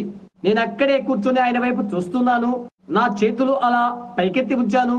ఎంతో ఆదరణంగా ఆయన నా వైపే చూస్తున్నాడు. అయితే ఆయన ఒక సున్నితమైన స్వరముతో, సర్వాధికారి అయిన దేవుని యొద్దకు నేను పంపబడి ఉన్నాను, భయపడవద్దు అని చెప్తున్నాడు. ఆయన ఆ స్వరముతో పలికినప్పుడు నేను 2 సంవత్సరాల వయసులో ఉండగా పలికినది అదే స్వరం. అది నన్ను ఎప్పుడునూ వెంబడిస్తూనే ఉన్నది. అది ఆయనేనని నాకు తెలుసు. వినండి, ఆ సంభాషణ ఆలకించండి. నాకు తెలిసినంత వరకు నా చేతనెంత మట్టుకు మాట వెంబడి మాట చెప్పాను. ఎందుకంటే నాకు బాగా జ్ఞప్తి ఉన్నది. ఆయనను అలాగే చూశాను. భయపడవద్దు అని ఎంతో నెమ్మదిగా చెప్పాడు ఆయన. సర్వశక్తిమంతులకు దేవుని సన్నిధి నుండి నేను పంపబడ్డాను అని చెప్పాడు ఆయన. ప్రత్యేకమైన నీ జన్మను గూర్చి తెలియచెప్పుటకు పంపబడ్డానని చెప్పారు. అక్కడ నా యొక్క జన్మ ఎలా జరిగిందో మీకు తెలిసి ఉన్నట్లుగా నేను జన్మించినప్పుడు ప్రథమంగా అదే వెలుగు అక్కడ వేలాడినది. కనుక ఆయన చెప్పారు, నీ ప్రత్యేకమైన జన్మ, అపార్థము చేయబడుతున్న నీ జీవితము, నీవు సర్వ ప్రపంచానికి వెళ్లి రోగులైన ప్రజలను ప్రార్థించమని గుర్తై ఉంటున్నది. అవి ఎటువంటివైనప్పటికీ, ఎటువంటి జబ్బైనప్పటికీ ఆయన సూచించారు. నా న్యాయాధిపతిన దేవునికి ఇది తెలుసు, క్యాన్సర్ సహా అని ఆయన సూచించారు. ఇలా చెప్పాడు, ప్రజలు నేను నమ్మినట్లుగా నీవు చేసుకున్నట్లయితే, నీవు ప్రార్థించేటప్పుడు నమ్మకంగా ఉన్నట్లయితే, నీ ప్రార్థన ఎదుట చిట్ట చివరికి క్యాన్సర్ సహా నిలవనేరదు అని చెప్పాడు. చూశారా, ప్రజలు నేను నమ్మినట్లుగా నీవు చేసుకున్నట్లయితే, ఇక ఆయన నేను శత్రువునిగా చూడలేదు, కానీ మిత్రునిగానే నేను చూశాను. ఆయన ఆ విధంగా నా యొద్దకు వస్తున్నప్పుడు నేను చచ్చిపోతున్నానేమో ఏదో నాకు తెలియలేదు. అలాగేనయ్యా అని నేను చెప్పాను. అలాంటి స్వస్థతలు, ఆ వరములు నాకేమి తెలియను అని అన్నాను. మంచిది అయ్యా, నేను పేదవాడను అని చెప్పాను. నా ప్రజల మధ్య ఉంటున్నాను, వారు పేదవారే. నేను విధి లేని వాడను, నేను తగిన వాడను కాదు. వారు నన్ను అర్థం చేసుకునలేరు, వారు నా మాటలు వినరు అని చెప్పాను. ఆయన చెప్పాడు, ప్రవక్తైన మోషేకు 2 వరములు లేక 2 సూచనలు అనుగ్రహించబడినట్లుగా, అతని యొక్క పరిచయ రుజువుకై అనుగ్రహించబడినట్లుగా, నీ యొక్క పరిచయ రుజువు కొరకై నీకును 2 వరములు అనుగ్రహించబడుతున్నవి. ఆయన చెప్పారు, అందులో ఒకటి, నీవు ఏ వ్యక్తి కొరకై ప్రార్థిస్తున్నావో ఆ వ్యక్తిని చేయితో పట్టుకొని, నీ ఎడమ చేతితో ఆ వ్యక్తి కుడి చేయి పట్టుకొని, ఆ తర్వాత నిశ్శబ్దంగా నిలబడు. అప్పుడు నీ శరీరానికి భౌతికంగా అది సంభవిస్తుంది. ఇంకా ఇలా చెప్పాడు, అప్పుడు నీవు ప్రార్థించు, అది విడిపోయినట్లయితే ఆ ప్రజల్లో ఉండి ఆ వ్యాధి తొలగిపోయినది. అది వదిలిపోయినట్లయితే ఆశీర్వదించి సాగిపో అని చెప్పాడు. సరే అయ్యా, వారు నన్ను అంగీకరింపరేమో అని భయపడుతున్నాను అని నేను అన్నాను. ఆయన చెప్పారు, 2వ విషయం, దాన్ని వారు విన్నట్లయితే ఇది వింటారు వారు అని చెప్పాడు. ఆ తదుపరి, నీవు వారి యొక్క హృదయ రహస్యాలు కూడా తెలుసుకుంటావు, అది అలా జరుగుతుంది, ఇది వారు వింటారు అని చెప్పాడు. నేను చెప్పాను, అలాగేనయ్యా, నేనందుకే ఈ రాత్రి ఇక్కడ ఉన్నాను. నా మీదకి వచ్చేవన్నీ తప్పైనవని నేను మా మతబోధకుల చేత చెప్పబడినాను అని చెప్పాను. ఆయన ఇలా అన్నారు, నీవు ఈ లోకములో జన్మెత్తింది అందుకొరకే. గమనించండి, వరములు, పిలుపు, పశ్చాత్తాపము లేకుండానే కలుగుతవి. ఆయన అన్నారు, ఆ ఉద్దేశము కొరకై నీవు ఈ లోకములో జన్మించావు అని. సరేనయ్యా, అది దురాత్మని మా బోధకులు నాతో చెప్పారు అని అన్నా నేను. అందుకొరకే నేను ఇక్కడ ఉండి ప్రార్థన చేస్తున్నాను. ఆయన నాకు ప్రత్యేకంగా తెలియజేసినది ఇది. ఆయన యొక్క ప్రప్రథమ సందర్శనములో పురబడి యేసు రాకడకు నన్ను పోల్చినాడు. స్నేహితులారా, అది వింతైన విషయం. ఇక్కడే నేను ఒక నిమిషం ఆపి కృత విషయానికి వెళ్దాము. నన్ను ఎక్కువగా భయభీతిని కలుగు చేసింది ఏదనగా, ప్రతిసారి సోదె చెప్పేదాన్ని కలుసుకుంటుని ఏదో జరిగినట్లుగా వారు గుర్తిస్తారు. అది నన్ను చంపేసినంతగా పనిచేసేది. ఉదాహరణకు, నేను మా పెద్దమ్మ యొక్క పిల్లలు కలిసి ఒక ఊరేగింపు స్థలం మీదుగా వెళ్తున్నాము. మేమంతా బాలురమే నడుచుకుంటూ వెళ్తున్నాము. అక్కడ ఒక సోది చెప్పే ఒక యవ్వన స్త్రీ ఆ గుడారాలలో కూర్చొని ఉన్నది. అందంగా కనిపిస్తున్న యవనురాలు అక్కడ కూర్చొని ఉన్నది. మేమంతా నడుచుకుంటూ వెళ్తున్నాం. ఆవిడ చెప్తుంది, ఓయ్ నీవు ఒక నిమిషం ఇక్కడికి రా అని అన్నది. మేము ముగ్గురము కుర్రవాళ్ళము వెనుక్కు తిరిగాము. నీవు గీతల చెమటకోటు వేసుకున్న నీవు అని అన్నది. అతను నేనే. అన్నాను, అవును మా, కోక్కు లేక ఇంకేదో ఆమె కొరకై నేను పట్టుకురావాలని ఆమె అనుకున్నట్లుగా నేను ఊహించాను. ఆమె ఒక యవన స్త్రీ, బహుశా 20 సంవత్సరాల లోపు వయసు ఉంటుంది. అక్కడ కూర్చొని ఉన్నది. నేను అక్కడికి వెళ్ళాను. అవును మా, నేనేమి చేయమంటావు అని అడిగాను. చూడు, ఒక వెలుగు నిన్ను వెంటాడుతున్నది తెలుసా? నీవొక గురుతు ద్వారా జన్మించావు అని అన్నది. అంటే నీ అర్థం అని అడిగాను. చెప్తున్నది, సరే, నీవొక గురుతు ద్వారా జన్మించుంటివి. ఒక వెలుగు నిన్ను వెంబడించుచున్నది. దైవిక పిలుపు కొరకై నీవు జన్మించావు. ఓ స్త్రీ, నీవెక్కడి నుండి వెళ్ళు అని అన్నాను. నేను ముందుకు సాగిపోయాను. ఎందుకంటే మా అమ్మ ఎప్పుడూ అలాంటివి దైవ సంబంధమైనవని నాతో చెప్తూ ఉండేది. ఆమె అన్నది వాస్తవమే. అది నాకు భీతిని కలుగజేసింది. ఒక్కనాడు నేను ఒక గేమ్ వార్డెన్గా ఉంటిని. నేను ఒక బస్సులో వెళ్తూ ఉంటిని. నేను బస్సు ఎక్కాను. అది ఎల్లప్పుడూ ఆత్మలకు లోబడినట్లుగా అగుపించేది. నేనెక్కడ నిలబడే ఉన్నాను మరియు నావికుడు నా వెనకాల నిలబడి ఉన్నాడు. నేను కాపలా కొరకై వెలుచుడిని. హెన్రీవిల్ అడవుల వైపు వెళ్తున్నాను. బస్సులో వెళ్తున్నాను. ఒక వింతైన విషయం జరిగినట్లుగా నాకు అగుపించినది. నేను వెనుదిరిగి చూశాను. అక్కడ ఒక లవాటి స్త్రీ కూర్చొని ఉన్నది. శుభ్రంగా వస్త్రాలు ధరించుకుని ఉన్నది. బాగున్నారా అని ఆమె అడిగినది. మీరు బాగున్నారా అని నేను అడిగాను. కేవలం స్త్రీయే కదా మాట్లాడుతుంది అని అనుకున్నాను. అందుచేత నేను నిశ్శబ్దంగా ఉండిపోయాను. నేను ఒక నిమిషం నీతో మాట్లాడాలి అని అన్నదామె. అలాగే మా అని అన్నా. నేను అటు తిరిగాను. నీవొక గురుతు వల్ల జన్మించావని నీకు తెలుసా అని ఆమె అన్నది. మరొకరా ఈ వింతైన స్త్రీలలో అని తలంచాను. అందుకని నేను బయటికి చూస్తున్నాను. ఇంకా నేను ఒక్క మాటైనా పలకలేదు. నిశ్శబ్దంగానే ఉన్నాను. ఒక నిమిషం నేను నీతో మాట్లాడవచ్చా అని అడిగినది. నేను నిశ్శబ్దంగా ఉండిపోయాను. అలా నటించుకు అని అన్నదామె. నేను ముందుకే చూస్తున్నాను.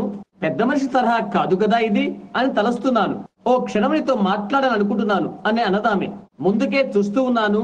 ఆమె లెక్క చేయకుండా ఉన్నాను. నేను ఇలాగ తలస్తున్నాను. మిగతా వారి వల్లే ఈవిడి కూడా చెప్పినట్లయితే నేను తిరిగి ఇలా తలంచాను. అయ్యో, అది నన్ను పులకరింతలు చేసినది. నేను తలంచనేది నాకు అసహ్యమైన విషయమని నాకు తెలుసు. వెనక్కు తిరిగాను. నన్ను నేనుగా పరిచయం చేసుకుంటూ మంచిదేమో. నేను ఖగోళ శాస్త్రజ్ఞురాలను అని అన్నదామె. నీవు అటువంటి దానివనే నేను అనుకున్నాను అని చెప్పాను. ఆమె అన్నది, నేను షికాగో వైపు వెళుతున్నాను. అక్కడ ఉన్నటువంటి బాప్టిస్టు సేవకుడైన మా అబ్బాయిని చూడటానికి వెళ్తున్నాను అని అన్నది.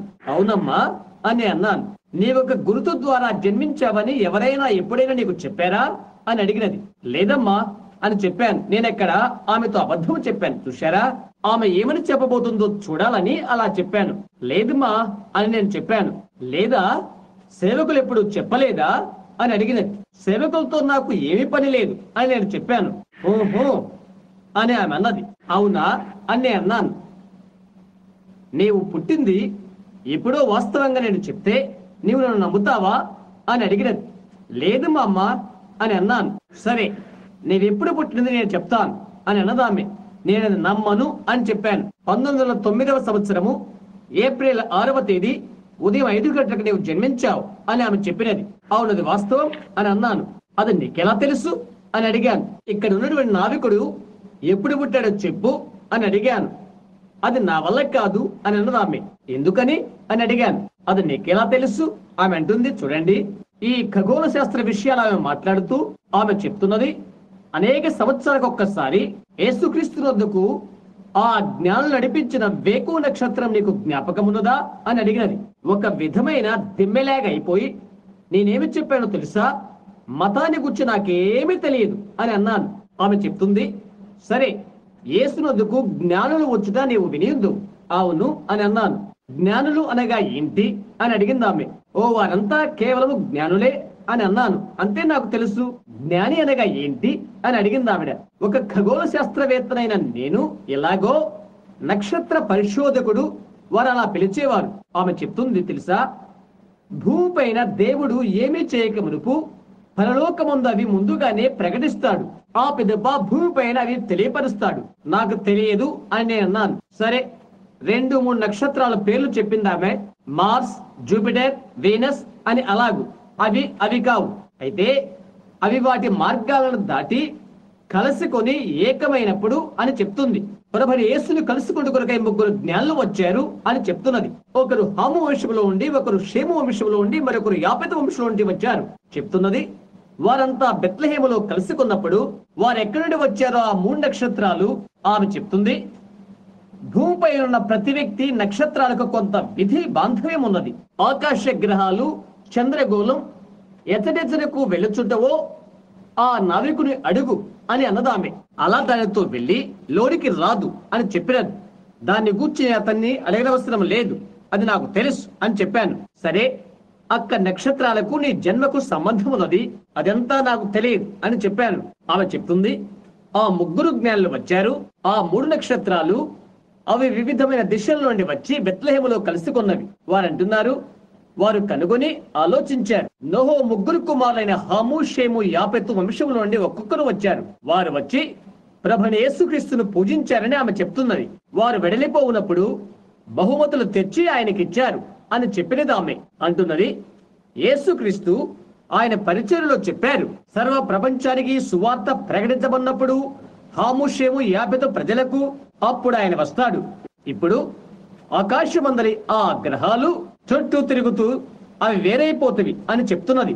అవి తెలియబడినప్పటి నుండి అవి ఎప్పటికీ భూమిపైకి రాలేదు. అయితే అనేక సంవత్సరాలకు ఒక్కసారి అవి ఇలాగా తమ కేంద్రాన్ని దాటుతుంటవి అని చెప్పినది. ఎవరైనా ఒక ఖగోళ శాస్త్రజ్ఞుడు ఉన్నట్లయితే ఆమె చెప్పింది ఏదో అదంతా ఎరిగి ఉండేవాడు. నాకు అది తెలియలేదు, అవి అలా దాటుతుంటవి అని ఆమె చెప్పినది. ఇంకా చెప్తుంది, దేవుడు తన కుమారుని అనుగ్రహించిన అనగా మానవ జాతికి అనుగ్రహించబడిన బహు ఘనమైన బహుమతి జ్ఞాపకార్థమై అలాగ జరిగినది. తిరిగి ఈ గ్రహాలు మరలా ఒక్కదానికొకటి కలుసుకున్నప్పుడు ఏమవుతుంది? ఆమె అంటున్నది, మరొక బహుమతిని ఆయన భూమిపైకి పంపుతాడు. అవి దాటుకాలమందు నీవు జన్మించావు అని ఆమె చెప్పినది. ఆ హేతువు చేతనే నాకది తెలుసు అని అన్నది. ఆ తర్వాత నేనన్నానిలాగన, అమ్మా, మొదటిగా దాన్ని గురించి ఎటువంటి విషయాలు నేను నమ్మను. నేను మత సంబంధిని కాదు, దాన్ని గూర్చి ఇక నేను వినక్కర్లేదు అని అన్నాను. నేను వెళ్ళిపోయాను కాబట్టి త్వరగా నేను అది ముగించి చేసుకుని వెళ్ళిపోయాను. ప్రతిసారి కూడా అలాంటి వారు నాకు తలస్తపడ్డం, అది అలా జరగడం జరుగుతున్నది. దయ్యాలు వారికి అలా ఎందుకు చేస్తవి అని అనుకునేవాడును. అయితే ప్రసంగికులు అనేవారు, అది దయ్యము సంబంధమైనదే అనేవారు. నాకది ఉన్నదని వారు అనుకునేవారు. ఆ తర్వాత అక్కడ ఆ రాత్రి ఆయన నాకు తెలియపరిచినప్పుడు నేనది అడిగాను ఆయనను.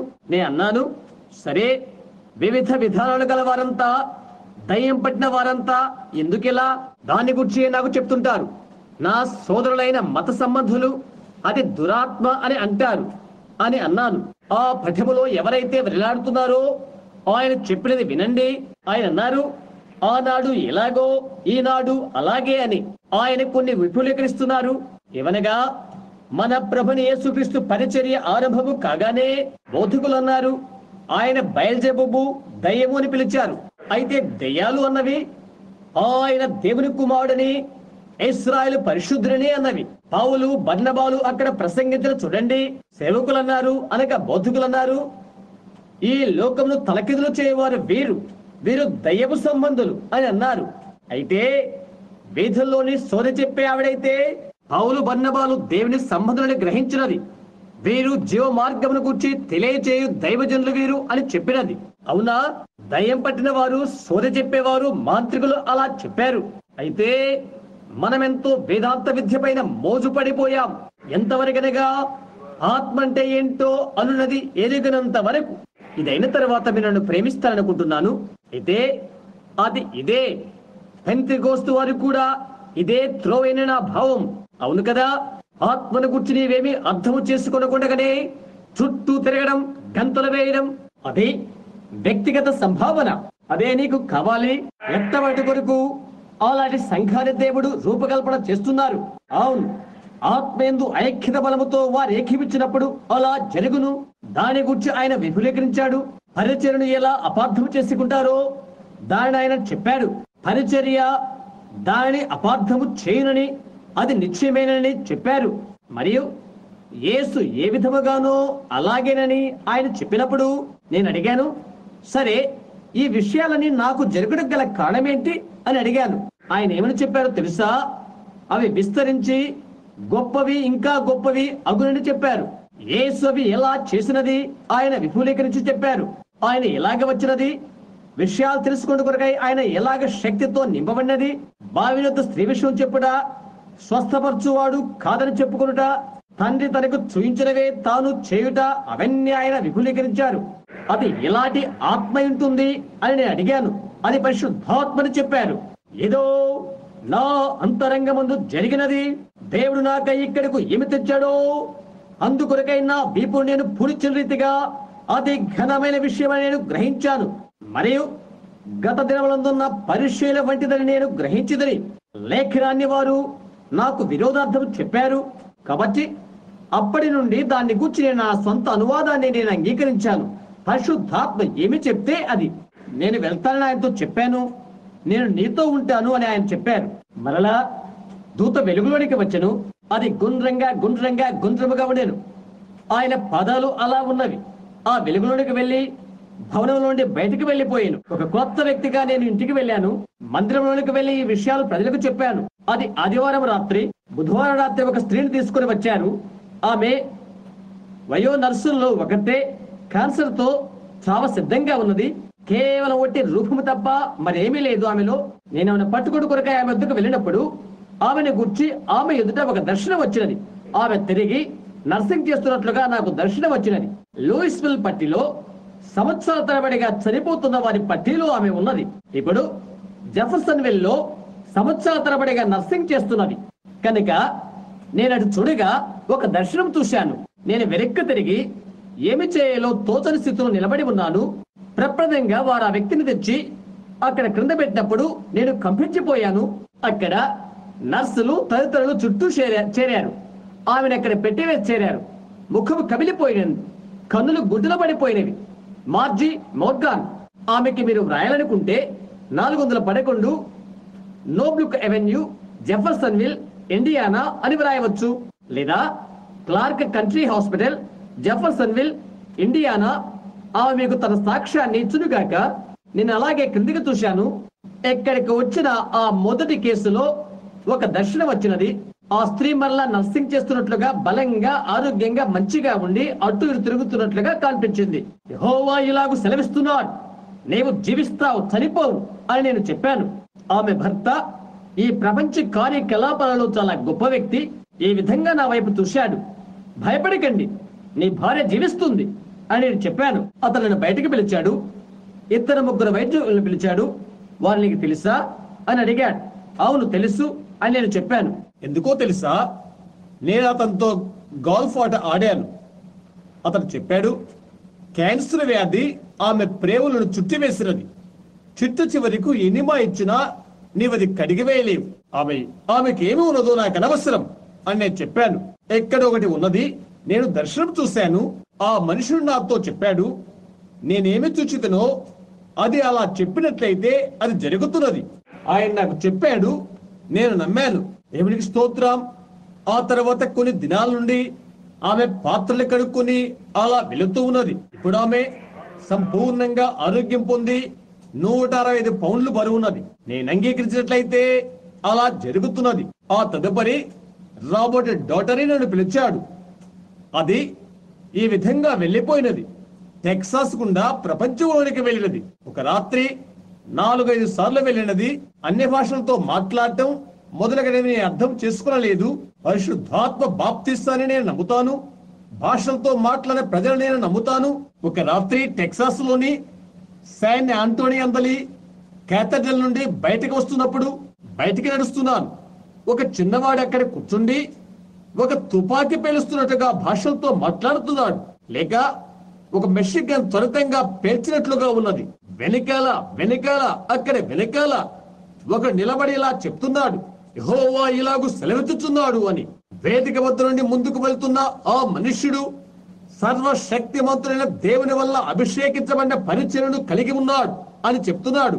బాప్తిసమిచ్చు యోహాను యేసుక్రీస్తుకు ముందటి వాడుగా ఇలా పంపించబడినాడో అలాగే ప్రభు అయిన యేసుక్రీస్తు రెండవ రాకడకు వర్తించినటువంటి వర్తమానమును అతడు కలిగి ఉన్నాడు అని చెప్పాడు. బూట్లలోనికి కూర్చునిపోయినట్లుగా అనిపించినది. పైకి అలా చూస్తూ, ఆ మనుషుడు నీకు తెలుసా అని అడిగాను. తెలియదండి అని అన్నాడు అతడు.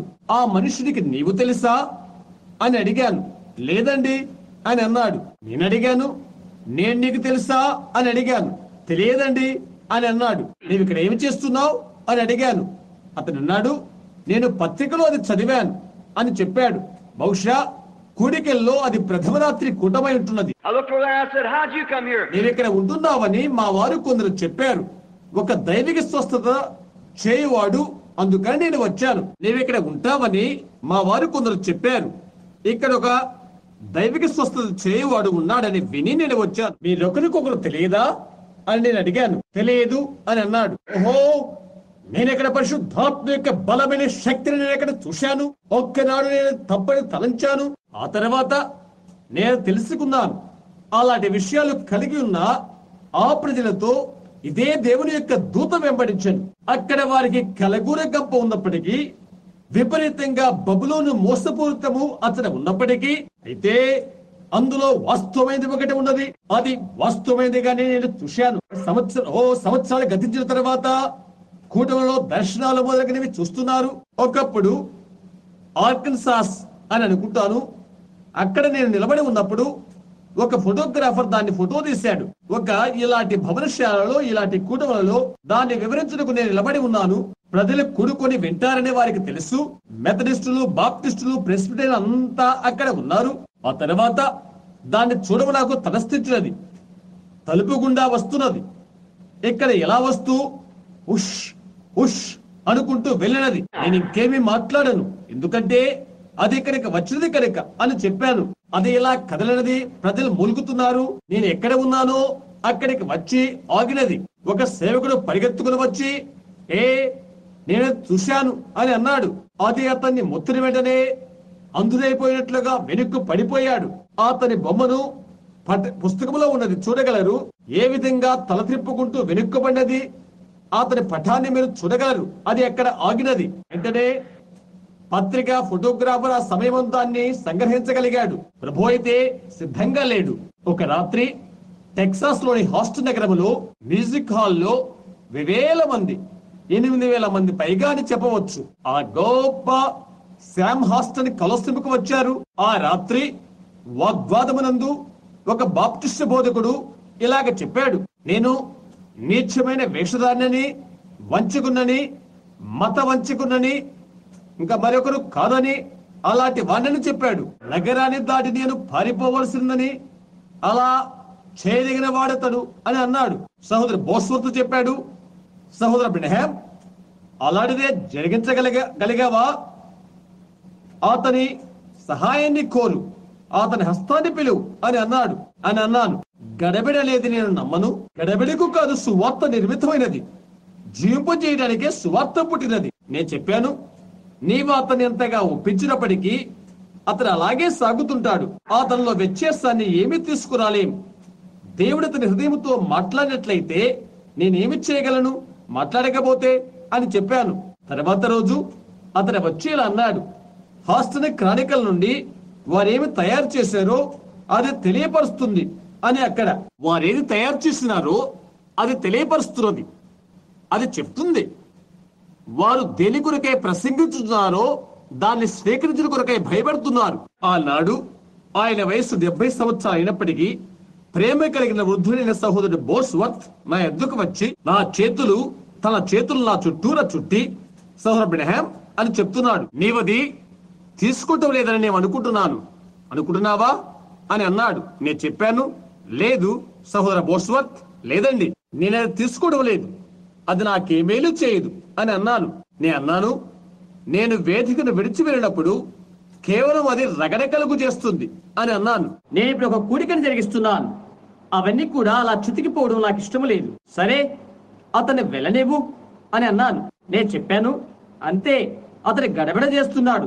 నేను చెప్పాను, క్రితం వారం ముందున్నాం, వారితో మాట్లాడటం వల్ల ఏమీ ఉపయోగం లేదాయే, వారు అలాగే వెళ్తారు, వారిని వారు పట్టుకుని వెళ్తారు అని చెప్పాను.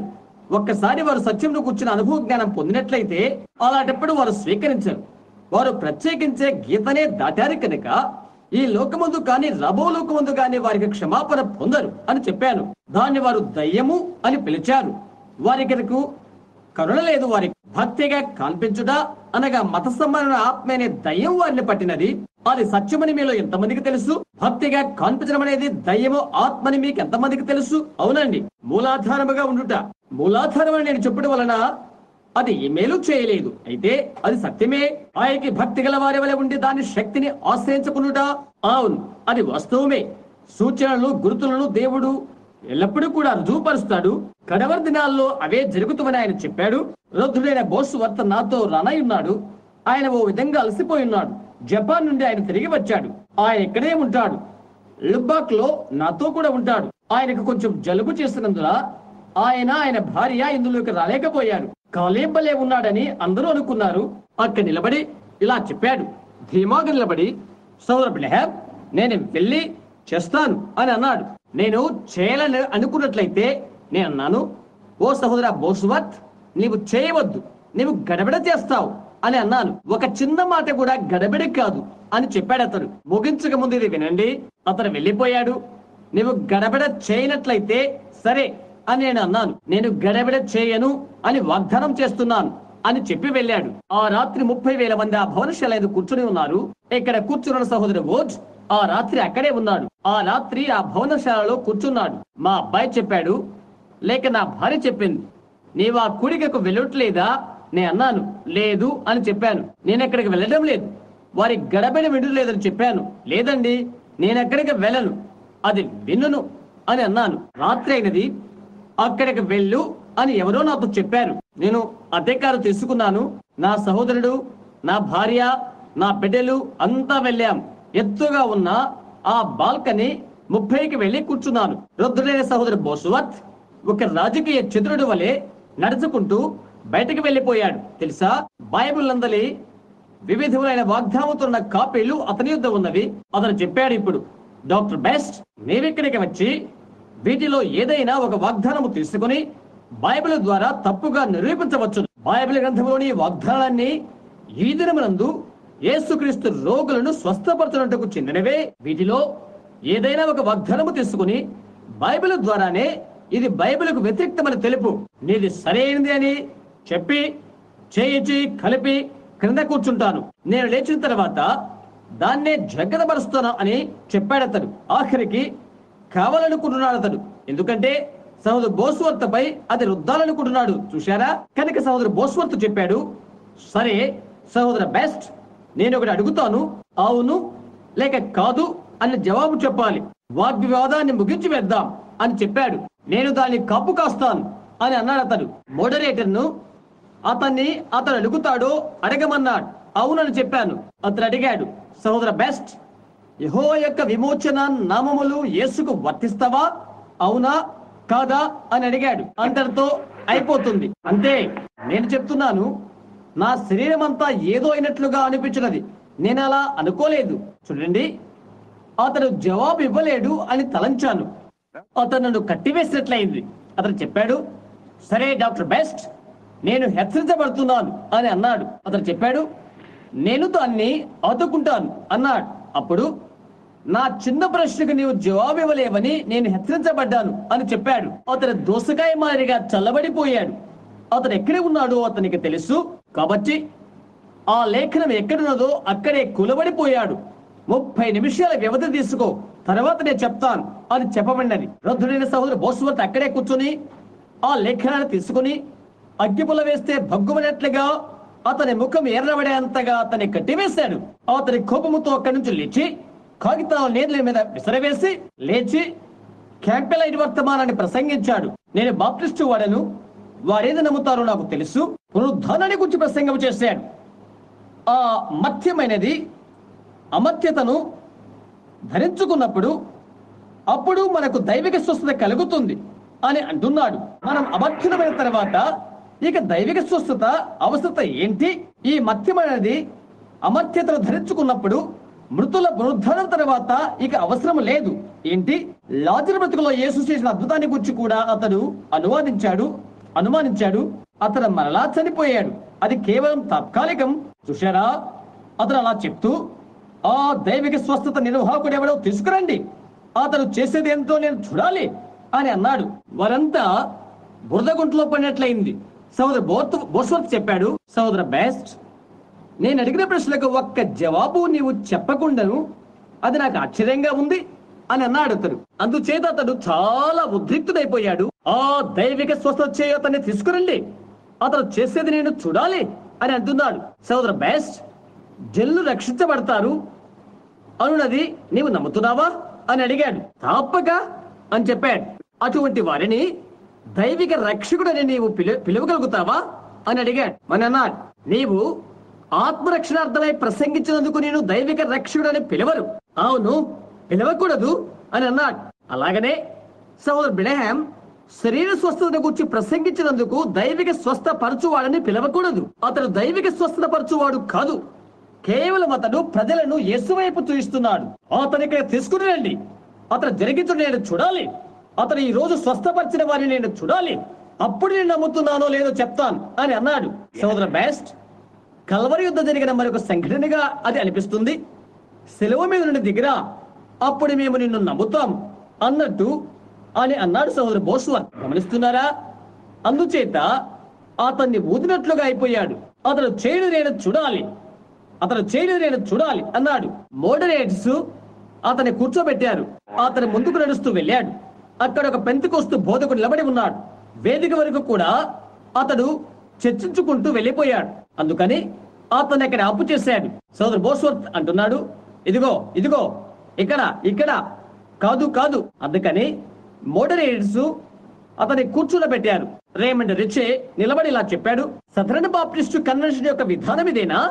ఒక బాప్టిస్టు బోధకులారా అని అడిగాడు. సదరన్ బాప్టిస్టు కన్వెన్షన్ ఈ మనిషిని ఇక్కడికి పంపించినదా, లేక తనంతరం తానే వచ్చాడా అని అడిగాడు. వారు ఎలాంటి జవాబు చెప్పలేదు.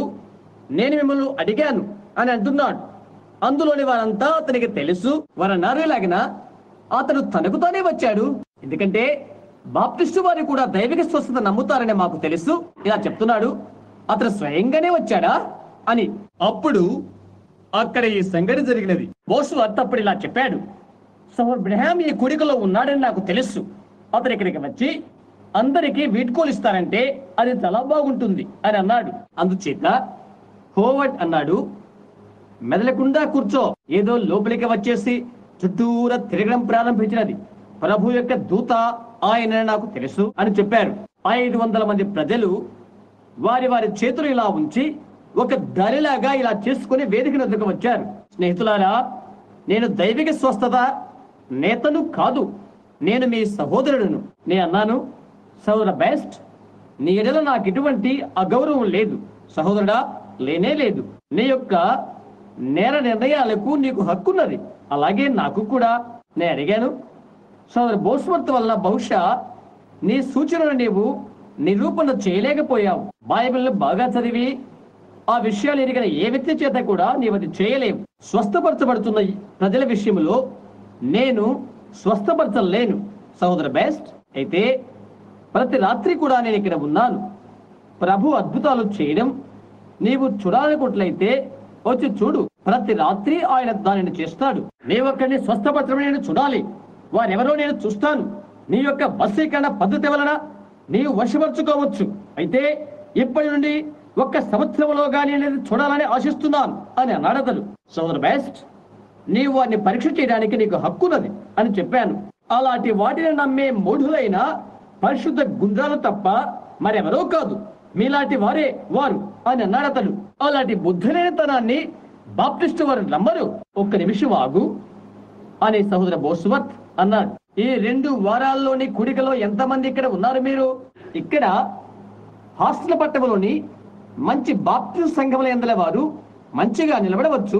సహోదరు బ్రహ్యాం ఇక్కడ ఉన్నప్పుడు సర్వశక్తిమంతుడైన దేవుని వల్ల స్వస్థత పొందిన వారు ప్రత్యక్ష రుజువు కొరకై నిలబడండి.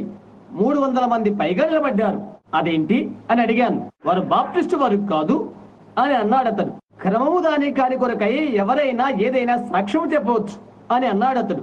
వాస్తవము అని దేవుని వాక్యం సెలవిస్తుంది, నీవది ఎదిరించలేవు సుమా. ప్రజలది యథార్థమని చెప్తున్నప్పుడు నీవు దాన్ని తలకిందులు చేయలేవు, నీవు దాన్ని గురించి ఏమి చేయాలనుకుంటున్నావు అని అడిగాడు. అలాగా సహోదర బెస్ట్, అది సత్యమని నేను నీకు చెప్తున్నాను. నేను సత్యము చెప్పినట్లయితే సత్యాన్ని తిరిగి తెచ్చుటకు దేవుడు దానికి బద్ధుడై ఉంటాడు అని నేను అన్నాను. ఆ సత్యాన్ని ఆయన మరలా రప్పించినట్లయితే ఆయన దేవుడు కాదు అని నేను చెప్పాను. ప్రజలను స్వస్థపరిచేది నేను కాదు, సంగతులు తుజుటకు అను వరముతో నేను జన్మించాను. అది జరిపిన చూడు, నేను అపార్థము చేయబడతానని కూడా నాకు తెలుసు అని చెప్పాను. నా హృదయ ఒప్పుకోలుకు మించిన దానిని నేను చేయగలను. మృతుల్లోని యేసుక్రీస్తు లేచాడని నేను నమ్ముతాను అని చెప్పాను. అయితే ఆత్మ వచ్చి దర్శనములు మొదలైనవి చూచినట్లయితే, అది ప్రశ్నించినట్లయితే కూర్చొని తెలుసుకొను అని నేను చెప్పాను. అంతే. అయితే నేను అన్నాను, అయితే నాకు నేనుగా ఏమీ చేయలేను అని. అయితే నేను సత్యమును చెప్పినట్లయితే ఆ సత్యము అది అని దానికి సాక్షి ఇవ్వడానికి దేవుడు బద్ధుడై ఉంటున్నాడు అని అన్నా నేను. ఆ సమయాన ఏదో ఒకటి అనుకుంటూ వెళ్ళిపోయినది. ఇలాగే క్రిందకి వచ్చాడు. అమెరికా ఫోటోగ్రాఫర్ సంస్థకు టెక్సాస్ లోని హాస్టన్ పట్టణం అందరి డెక్లస్ స్టూడియోస్ వారి యొక్క ఒక పెద్ద కెమెరా వారి యొద్ద ఉన్నది. పటాలు తీయడం కొరకై సంసిద్ధగా చేశారు. మిస్టర్ బెస్ట్ యొక్క బొమ్మను వారు తీయబోతుండగా నేను ఇక్కడికి వెళ్ళక ముందు అతను ఇలా చెప్పాడు, ఒక్క నిమిషం ఆగండి, నిగినిగిలాడేవి 6 వస్తున్నవి ఇక్కడ అని చెప్పాడు. అతను చెప్పాడు, ఇప్పుడు నా బొమ్మను తీ అని తన వ్రేలిని ఆ వృద్ధ భక్తుని ముక్కు పైన పెట్టాడు. ఈ విధంగా ఇప్పుడు నా బొమ్మను తీ అని అన్నాడు. వారు అలా చేశారు. ఆ తర్వాత తన పిడికిల్ని బిగించి ఇప్పుడు నా బొమ్మను తీ అని చెప్పాడు. వారు అలాగే చేశారు. అటు తర్వాత అది అలా చేశాడు అతని బొమ్మ కొరకై. అన్నాడు, ఇది ఈ విధంగానే నా యొక్క పత్రికలో మీరు చూస్తారు అని అన్నాడు. సర్ బోస్వర్త్ అక్కడ నిలబడే ఉన్నాడు. ఒక్క మాట కూడా పలకలేదు. ఆ తర్వాత దీని యొక్క బొమ్మను తీశారు. ఆ రాత్రి ఇంటి ప్రయాణములో అది కెథోలిక్ కుర్రవాడు తీశాడు. ఈ అబ్బాయితో అతను చెప్తున్నాడు, దాన్ని గురించి నీవేమనుకుంటున్నావు అని అడిగాడు. నేను అతన్ని విమర్శన చేస్తున్నాననే నేను ఎరిగిన విషయం.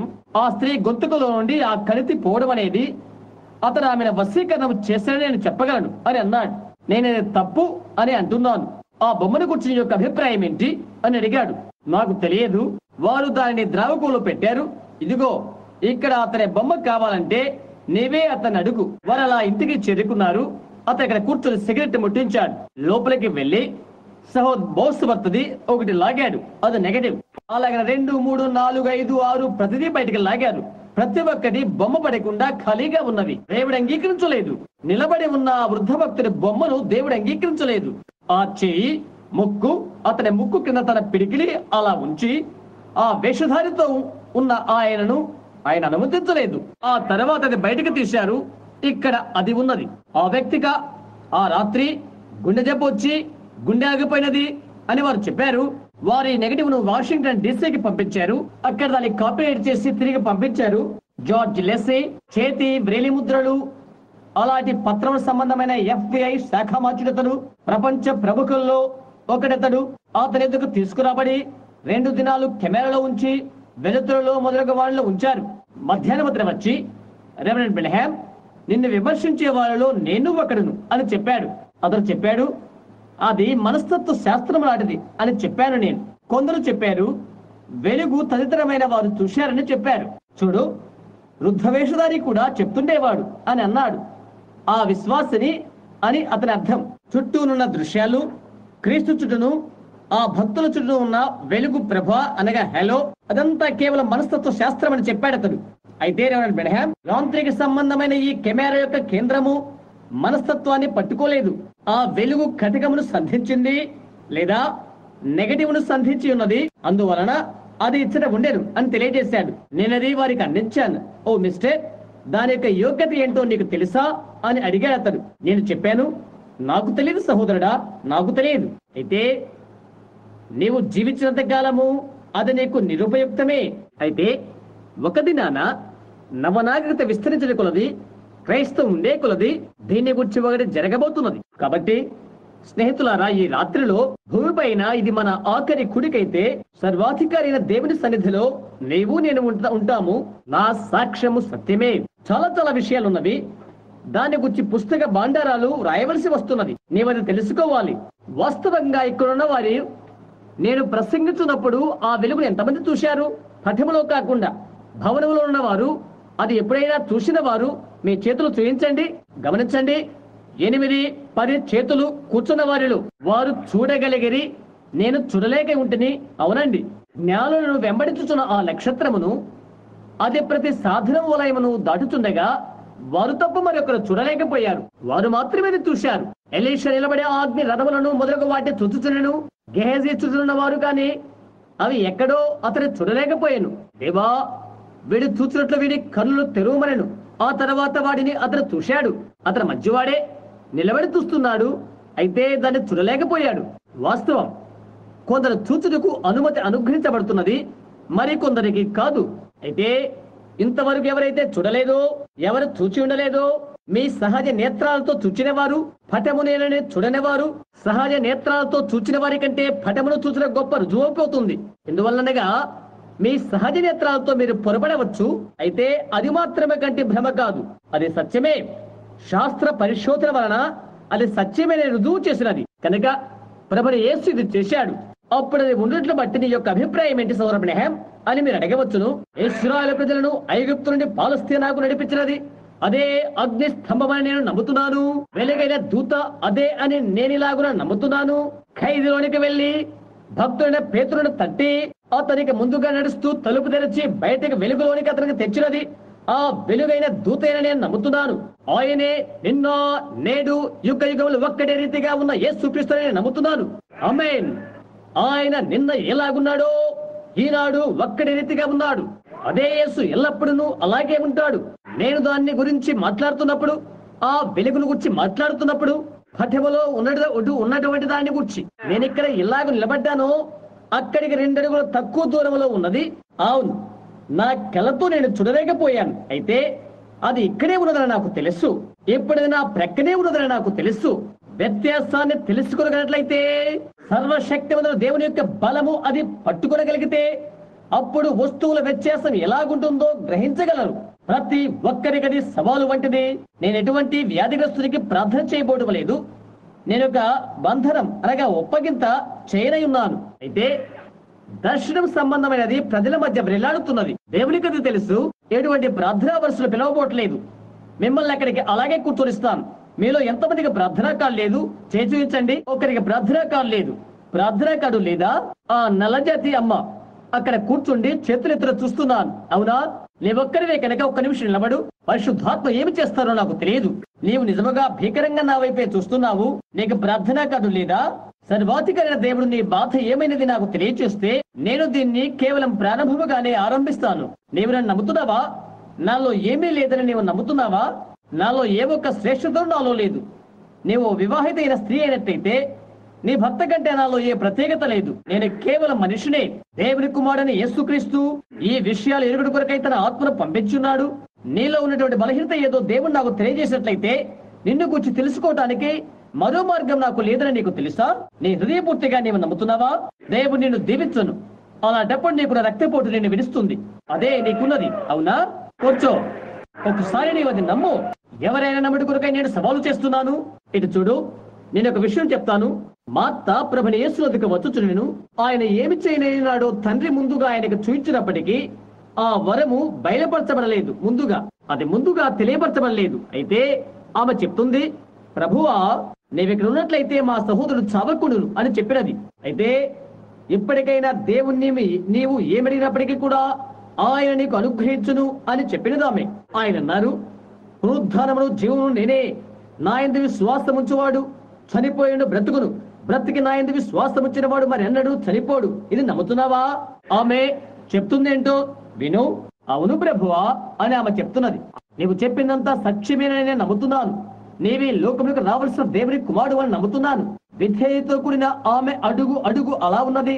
నీవు మరో విధంగా ఉన్నట్లుగా ఉన్నావు. అవును కదమ్మా? అవును, అది యథార్థమే. నీ ప్రక్కనే కూర్చున్న ఉన్న మరొక ఆమె కీళ్ళ సంబంధమైన జబ్బు, స్త్రీ సంబంధమైన వ్యాధితో కూడా బాధపడుతున్నది. అవునమ్మా? ఆ ఎరుపు రంగు వస్త్రాలు ధరించున్న నీవు ఒక్క నిమిషం నిలబడు. నీవెంతో సమీపంగా ఉన్నావు. దర్శనం నీ కొరికే వచ్చినది. స్త్రీ సంబంధమైన కీళ్ళ సంబంధమైన వ్యాధి. అవునా?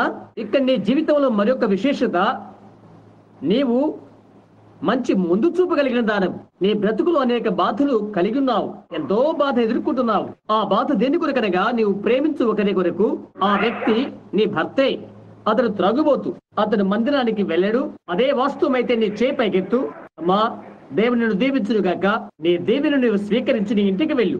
నీవు స్వస్థత పొందావు, వెలుగు వైపు మల్లుకున్నావు. ఆ ప్రక్కనే కూర్చున్న పురుషుడు కూడా మీరే అండి. నీవు నమ్ముతున్నావా? నీ పూర్ణ హృదయంతో నమ్ముతున్నావా? నీ ఇంద్రియాలలో ఒక ఇంద్రియ స్పర్శను నీవు పోగొట్టుకున్నావు.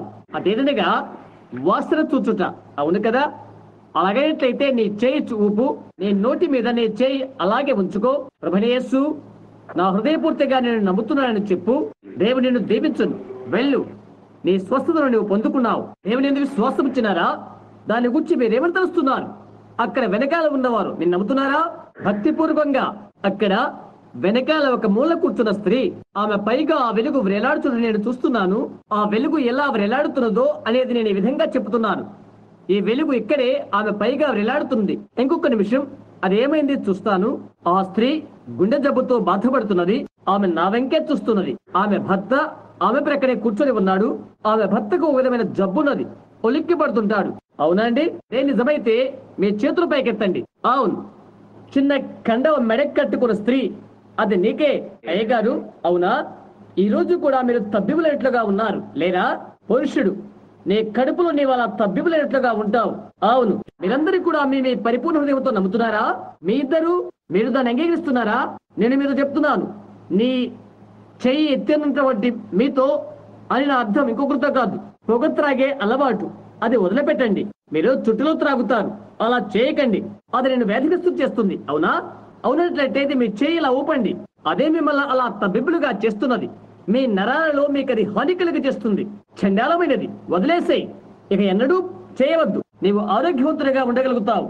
నీ భార్య గుండె జబ్బు, ఆమెను వదిలిపెట్టి అది ఆ గుండె జబ్బు కూడా పోతుంది. అది నమ్ముతున్నావా?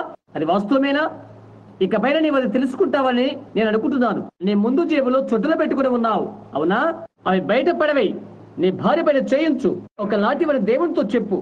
నీవు నీ భార్య ఆరోగ్యవంతుల ఇంటికి వెళ్ళండి. మన ప్రభువైన యేసు నామము స్తుతించబడుగాక. ఇక్కడే కూర్చొని ఉండి నా వైపు చూస్తున్న ఈ చిన్నమ్మాయి, ఆ మొదటి వరుసలో ఇక్కడే కూర్చొని ఉన్న నీవు, ఒక చిన్నమ్మాయి అక్కడ కూర్చొని నా వైపే చూస్తున్నది. నీవు ప్రార్థనా కార్డు కలిగి ఉన్నావా? ఇక్కడే నీకు ప్రార్థనా కార్డు లేదా? నీ హృదయపూర్తిగా నీవు నమ్ముతున్నావా? యేసుక్రీస్తును బాగు చేస్తానని నీవు నమ్ము. ఆ ప్రక్కనే కూర్చుని ఉన్నామే, దాని గురించి ఏమని తలుస్తున్నావు? నీకు ప్రార్థనా కార్డు ఉన్నదా ఏమ్మా? లేదా నీవు కూడా ఆరోగ్యం పొందుకోవాలని ఉన్నదా? కడుపులో నొప్పిపోయి మళ్ళా క్రితం తిన్నట్టుగానే తినాలని మీకున్నదా? ఇప్పుడే యేసు స్వస్థపరుస్తానని నమ్ముతున్నావా? యేసుక్రీస్తుని నేను స్వస్థపరిచినట్లయితే నిలబడు. అల్సర్ సంబంధమైన కడుపు జబ్బు నీకున్నది ఉన్నదా? అది నరాల బలహీనత వల్ల వచ్చినది. ఎంతో కాలం నుంచి నీవు నరాల బలహీనత చేత బాధపడుతున్నావు. ప్రత్యేకించి ఊరి రసం అంటే ఒక విధమైన రసం పట్టుకుని వచ్చి నీ నోట్లోనికి అన్నం మళ్ళా వచ్చి పండ్లకు జల అనిపిస్తుంది. అవునది వాస్తవం. అవునండి, ఇది పెప్టిక్ అల్సర్. అది నీ కడుపు భాగానికి పేరుకొని ఉంది. కొన్ని పర్యాలు భోజేసిన తర్వాత ప్రత్యేకించి కాల్చిన రొట్టె వెన్న తిన్నప్పుడు మండిపోతుంది. అవునా? నేను నీ మనస్సును పట్టణము చేయడం లేదు. అయితే పరిశుద్ధాత్మ సర్వజ్ఞుడు, నీవు ఇప్పుడు స్వస్థపడ్డావు. క్షేమంగా ఇంటికి వెళ్ళు. ఈ మార్గాన వెనకాల ఉన్నటువంటి వారు ప్రార్థన కార్డు లేకుండా అక్కడ ఉన్న కొందరు, మీరు చేయొద్దండి. ప్రార్థన కార్డు లేకుండా ఉన్నవారు మంచిది. భక్తిపూర్వకంగా ఉండము. పూర్ణ హృదయంతో నమ్మండి. పైన బాల్కనీలో ఉన్నవారు దేవుని ఎందుకు విశ్వాసం ఉంచండి. నాకు నేనే చేయట్లేదు, ఇది కేవలము ఆయన యొక్క సర్వాధికారమైన కృప మాత్రమే. మీరు నమ్ముతున్నారా? ఆయన నాకు చూపించిన కొలది నేను చెప్పగలుగుతాను. మీ యొక్క విశ్వాసాన్ని బట్టి మీ విశ్వాసాన్ని కదలించుట అని చెప్పగలను. ఆ తర్వాత ఆయన ఎలాగో నడిపిస్తే అలాగే. ఇది మీరు గ్రహించారా? ఇది మీ సహోదరుడు కాదు, మీరు ఆయన సన్నిధిలో నిలబడుతున్నారు. నేను కాదు ఈ పని చేస్తున్నది, మీ విశ్వాసమే దాన్ని కార్యనిర్వహణగా చేస్తున్నది. నేను కాదు నిర్వహించేది, మీ యొక్క విశ్వాసం చేస్తున్నది. దాన్ని నిర్వహణ చేయడానికి నా యందు ఏమీ లేదు. ఈ మూలలో ఒక విధంగా పెద్ద వయస్కులై కళ్ళజోలు పెట్టుకుని అక్కడ కూర్చున్న ఒక నల్ల జాతీయుడిని నేను చూస్తున్నాను. మీకు ప్రార్థన కార్డు ఉందండి? ఒక నిమిషం నిలబడండి. నేను దేవుని యొక్క దాసుని మీరు నమ్ముతున్నారా? మీ పూర్ణ హృదయంతో మీరు ఇంకొకటి గురించి కూడా మీరు ఆలోచన చేస్తున్నారు. అవును కదా? అది వాస్తవమైతే మీ చేయి ఊపండి. మీ సహోదరుడైన నేను కాదు. అది మీకు ప్రార్థనా కార్డు లేదు, వరుసలోకి వచ్చే మార్గము లేదు. ఎందుకంటే ప్రార్థనా కార్డు లేదు కనుక. మీలో ఎవరికైనా ప్రార్థనా కార్డు ఉన్నట్లయితే నిలబడవద్దు, ఎందుకంటే వరుసలోకి వచ్చే తరుణం ఇవ్వబడింది కాబట్టి. అయితే అతని పైన ఆ వెలుగు వ్రేలాడుతుంటే నేను చూస్తున్నాను. ఇంతవరకు ఎలాంటి దర్శనం కలగలేదు. సహోదరుడా, నేను నిన్ను బాగు చేయలేను, నేను చేయలేను. దేవుడు మాత్రమే అది చేయగలుగుతాడు. అయితే నీ విశ్వాసం ఉండాలి. నీవు నమ్ముతున్నావా? ఇంకో మార్గాన చేయనది ఇంకొకటి ఏదో ఉన్నది. సర్వశక్తిమంతుడు దేవుడు ఇతని యొక్క బాధ ఏంటో తెలిపినట్లయితే మీరంతా స్వస్థత పొందుతారా? సరిగ్గా 10-15 గజాల దూరంలో నాకు నిల్చొని ఉన్నాడు. నా జీవితంలో నేను ఏనాడు అతన్ని చూడలేదు. అతను పురుషుడుగానే నిలబడి ఉన్నాడు. ఆ మనిషిలోని బాధ ఏమైనది సర్వశక్తిమంతుడికి దేవుడు తెలియజేసినట్లయితే ఇక్కడున్న ప్రతి ఒక్కరూ ఆరోగ్యవంతులై వెళ్ళవలసి ఉంటున్నది. దేవుడు ఇంకా ఏమి చేయగలరు? అవును కదా. అయ్యా, మీలో ఎలాంటి బాధ లేదు. రాత్రులు లేచినప్పుడు కొంచెం అలా ముందుకు తూలుతుంటారు. అయితే అది మీ బలహీనత కాదు. మీ అబ్బాయిని గుర్చే మీ బలహీనత. మీ అబ్బాయి ఒక విధమైన రాష్ట్ర విద్యాశాఖలో ఉంటున్నాడు. అతడు బహుముఖ ప్రజ్ఞాశాలి. అవును కదా. అదే వాస్తవమైతే మీరు చేయి చూపించండి. నిష్కర్షంగా వాస్తవమైన విషయం. దేవుని కుమారుని యేసుక్రీస్తు ఇక్కడ నిలబడి ఉన్నారని మీరు ఎంతమంది నమ్ముతున్నారు? లేచి నిలబడి స్తుతించి మనం స్వస్థత పొందుకుందాము. సర్వాధికారికి దేవా, నిత్య జీవానికి దాత, ప్రతి మంచి యొక్క ప్రధాత, నిన్న నేడు యుగాలు ఒక్కటే రీతిగా ఉన్న ప్రభుని యేసుక్రీస్తువై నీవు ఇక్కడ ఉన్నావు. సతనా, ఇప్పటి వరకు ఈ ప్రజలను మోసము చేశావు. వాళ్ళ ఉండి బయటికి రా. అగ్ని స్తంభ రూపాన ఇక్కడ ఎవరైతే ఉన్నారో ఆయన సన్నిధిలో అట్టి జీవము గల దేవుని పేట నేను నీకు ఆజ్ఞాపిస్తున్నాను. ఈ ప్రజలను విడవు, వాళ్ళ నుండి బయటికి రా. యేసు నామమున ప్రతి ఒక్కరు మీ చేతుల పైకెత్తి దేవుని స్తుతించండి. మీరు ప్రతి ఒక్కరు స్వస్థతను స్వీకరించండి.